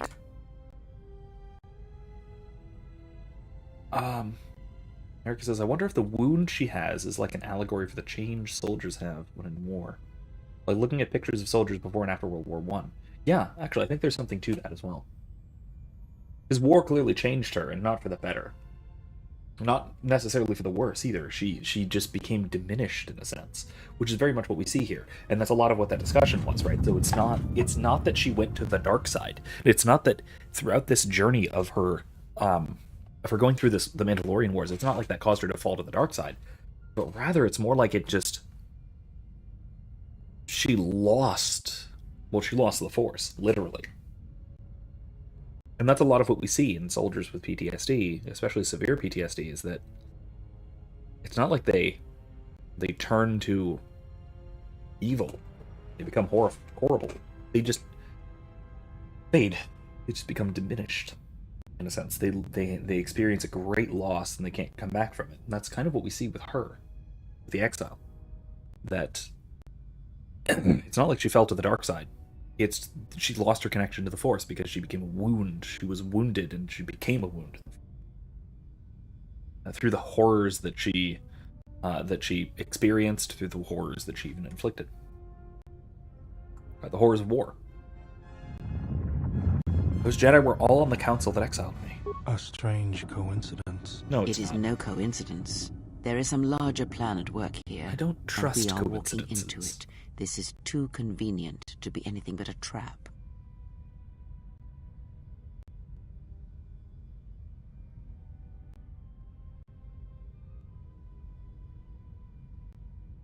Be that as it may, we need their help against the Sith.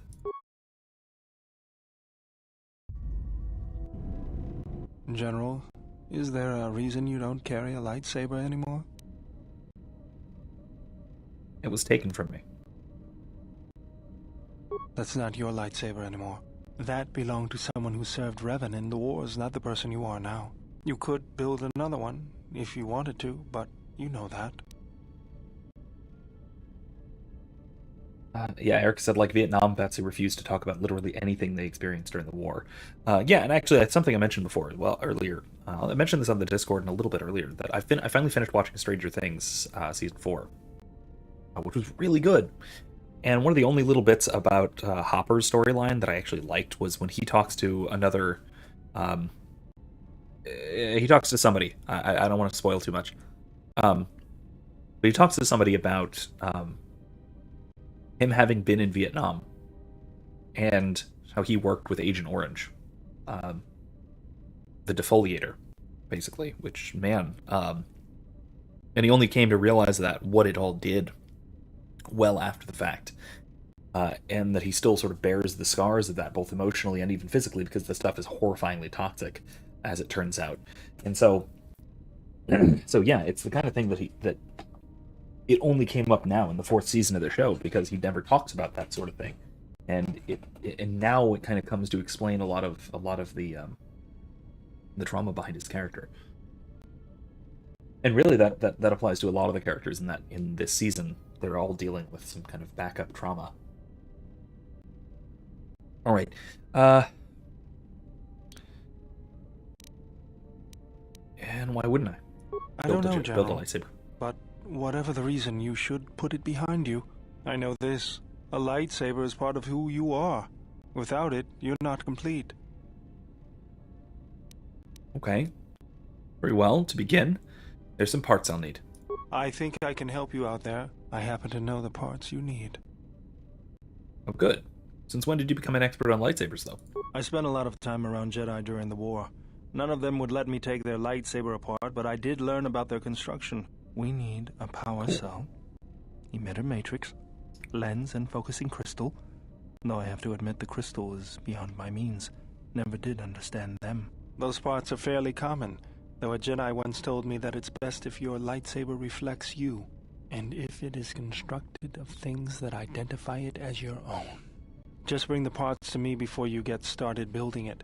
I'll make sure they're usable. Okay. For the last time, no. We'll do that at some point, too. Because you're programmed to force your opponent to go first, and nothing will convince me the computer doesn't cheat. Even if I didn't have to go first and somehow I didn't suspect you of counting cards, I still wouldn't play with a trash compactor. Yeah? How many credits?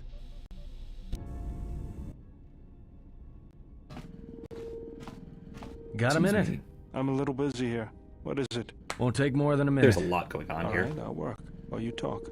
Look, your friend, the Jedi, you know her from way back, don't you? How much do you know about her, really? Her? You mean the general? Yeah, during the war. If that's what you mean by way back. Can't say I know too much about her, though. Better than anyone else on this ship. Just give me your opinion, okay? And don't laugh. I'm trying to work here, Atten. I was just wondering if you thought maybe she and I might... You're being serious. You said you wouldn't laugh. Oh, God. You are being serious. Atten, she was a general. I was just a tech. Your guess is about as good as mine. Well, what's your guess, then? I'm getting back to work. Hey! I'm being serious here. Oh my God, Atten.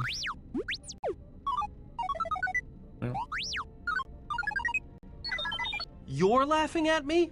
I'll put you on the scrap heap, you walking tin can. God, I need to wrap up. Stop talking, everyone, please. All I'm saying Oh my is God. that you've gone for a long time without a memory wipe. Oh, jeez, guys, Most come on. droids behave erratically under those circumstances.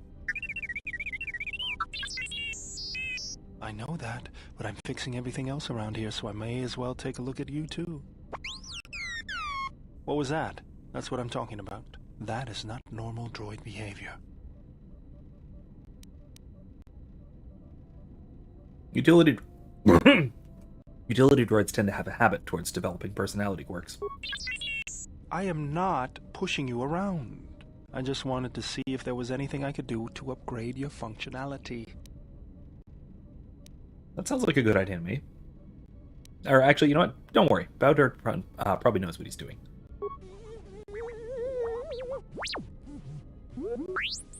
Thanks for the vote of confidence. Good. Now let's get started. He still just sounds so you wouldn't sinister. guess it from the outside, but it looks like you've been through a lot. I'll bet. I'm all done with you. If anything comes loose, let me know and I'll put it back in place. Nice. +2 con. Good news. Okay.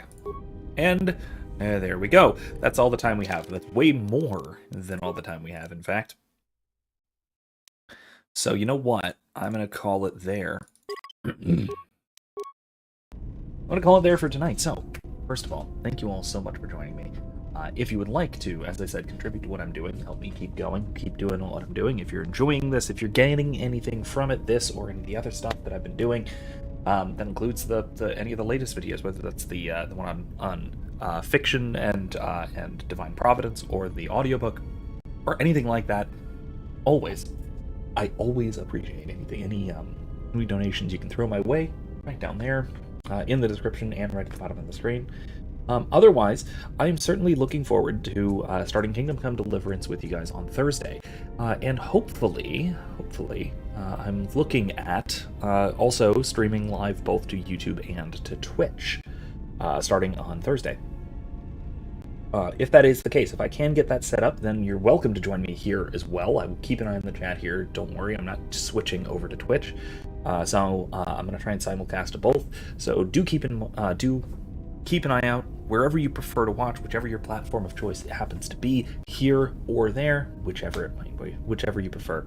I'm hoping to be in both places, at least for my streams. My videos still going to be over here, and the replays of them are still going to be staying here, right here on YouTube. They're going to stay up permanently, indefinitely. So that's all I have for tonight, and that's all I have time for tonight. So hopefully I will see all of you again on Thursday.